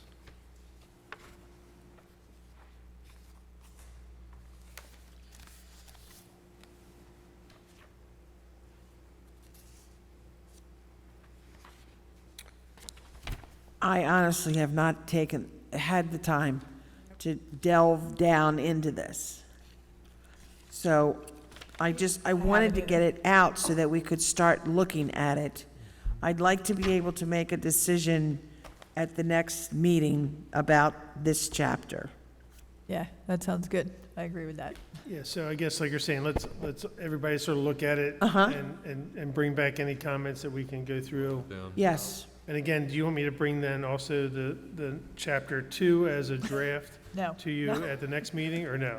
No, let's get through this one. Okay. No, let's read this one. You can give it to us at the next meeting. Yeah, for give it for to the us. following meeting. That's what I'm saying. Yeah. I'll just Yes. give it to you as Yeah. as the next item for prepare. reading. And Yes. That's that was my fine, intention. yes. Okay. John, I'd also like for us to prepare to reach out to the commissions and boards, just like we did in 2013, Yep. and enlist them in some preliminary drafts of goals, objectives, initiatives for their particular areas and so forth. That coordination, that teamwork was very, very valuable to the Well, again, preparation. hopefully having the joint commission meeting that hopefully I was hoping to be able to, had submitted copies of their chapters and all the chapters ultimately as a draft. And I need to verify exactly when we have to have a public meeting too, for the public to actually view the whole document. But again, I'd like to get our drafts in order prior to taking it to the citizens so that they can have a copy that they can then regurgitate it and modify or suggest modifications to that. Okay.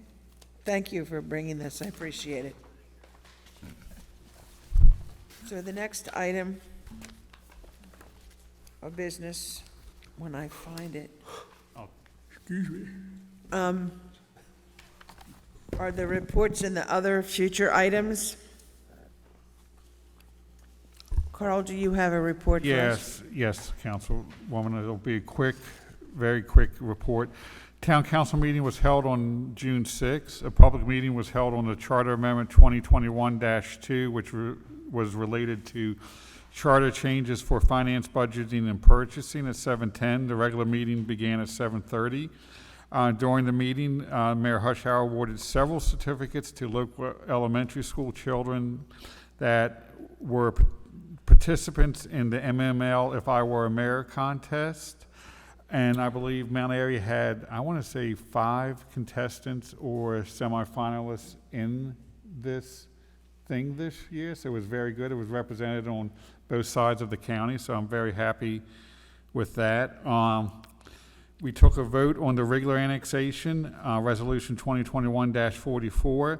The annexation was voted down 4-1 with one being an abstention, which was me. The council rescheduled the September council meeting to September 12th due to the first Monday in September being Labor Day. We passed various housekeeping ordinances related to the budget. They were approved. These ordinances were just the annual ordinances that to allow us to have a balanced budget for the year. The town council sent to planning the 2022-21 and 2022-22 that related to community, commercial, and neighborhood professional classifications in the zoning code to be discussed at a later date. The next council meeting is July 11th. This is later than usual since the first Monday is July 4th, and at this time, I believe the start time for that is 7:30. That concludes my report. Okay. We have the zoning administrator's report here for April. There will be an annexation resolution coming up for a parcel, 8-acre parcel on the east side of Buffalo Road. Excuse me. You have the 2 ordinances here that were sent back to us.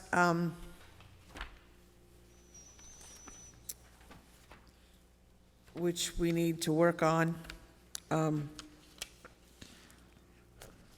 not quite sure what they want us to do because we sent them back there because we felt that they were good the way they were, and we wanted them to look at them and vote on that way. Obviously, they're not going to do that, so there'll be some explanation by myself at the next council meeting. And our next planning commission meeting date is July 25th, 2022. We do not have any workshops or joint workshops or public hearings coming up at that meeting. And when Beck brings us another updated rework of the plan, it will go out for at least 2 weeks for everybody to look at before we schedule. That's good. Can I make a comment on Yes. 2 of the things you said? One is the CC neighborhood professional ordinances. So I know, are we having a workshop? I know not in July, or what are we doing? What are you? Well, that's why I wanted the council to stay. I want to hear what I don't know why, and Carl, you can't give us any information. I want to know why what they want to see in these ordinances. I know that Jason said he doesn't want to see where we have to make a whole line of properties like NP. Well, he was saying, it was not completely clear, but I Right. took notes, I was watching. And Okay. I think what he was saying is, this one becomes NP, this one becomes NP, and he doesn't want that. I don't know for certain, and I meant to email him and ask him, but I didn't. So I don't know if that's what he meant or not. But then Congressperson Demoter, didn't want any ordinances, any zoning ordinances. So, my point was, it's like, if you don't like these, and Write you 'em want to yourself. revamp the whole thing, or you want to revamp the whole thing, then we're going to have to meet, because yes, they have a purpose where you're kind of, you have more intensive zoning, and then you're kind of moving down the line, and if you don't like that, then let's, have a discussion, because they're the ones who have to pass the ordinance, so. Right. Yeah. As Chairperson Roxanne said, I reached out, Jason said something, Councilman Demoter said something, haven't heard from the other ones, so I can't really give logic or reasoning. I mean, they said they want to meet and discuss, or no? I not even heard that. Oh, I Jason, thought you Jason s- gave his reasons at the last council and went from there.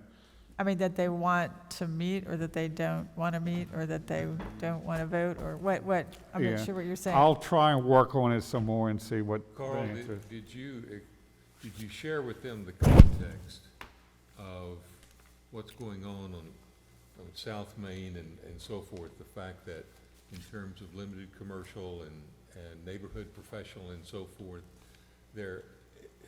those areas are in transition. Yeah. And you've got people who live adjacent to each other in many, many cases that were asking for the same thing. Yeah. In part because they knew that as we're starting our master plan update process, we were going to ask again, simply to try to get all rezoning requests in at the same time. Yeah. And as those started to come in, it made sense to, well, let's clarify how we want to deal with these, because it may make sense to sort of demarcate, Yeah. how much of the area that we want to change or not change. Yeah. I'll pass that up. That's the essential context. I mean, as it currently stands, even though it's not official, but the way that the vote was from the planning commission on that South Main Street is totally inconsistent with the code, as the code is currently written. Yeah. Yeah. I'm just saying. okay, that's So fine. at the end, the council won't, probably would not be able to approve that, or else they'd be violating their own code, just as these folks did. I didn't vote that way, but, so, something has to be done, and I don't think we're gonna be finishing the master plan until it's dealt with, because it wouldn't make any That's sense. correct. Yeah. And that's the issue. Yeah. Mm-hmm.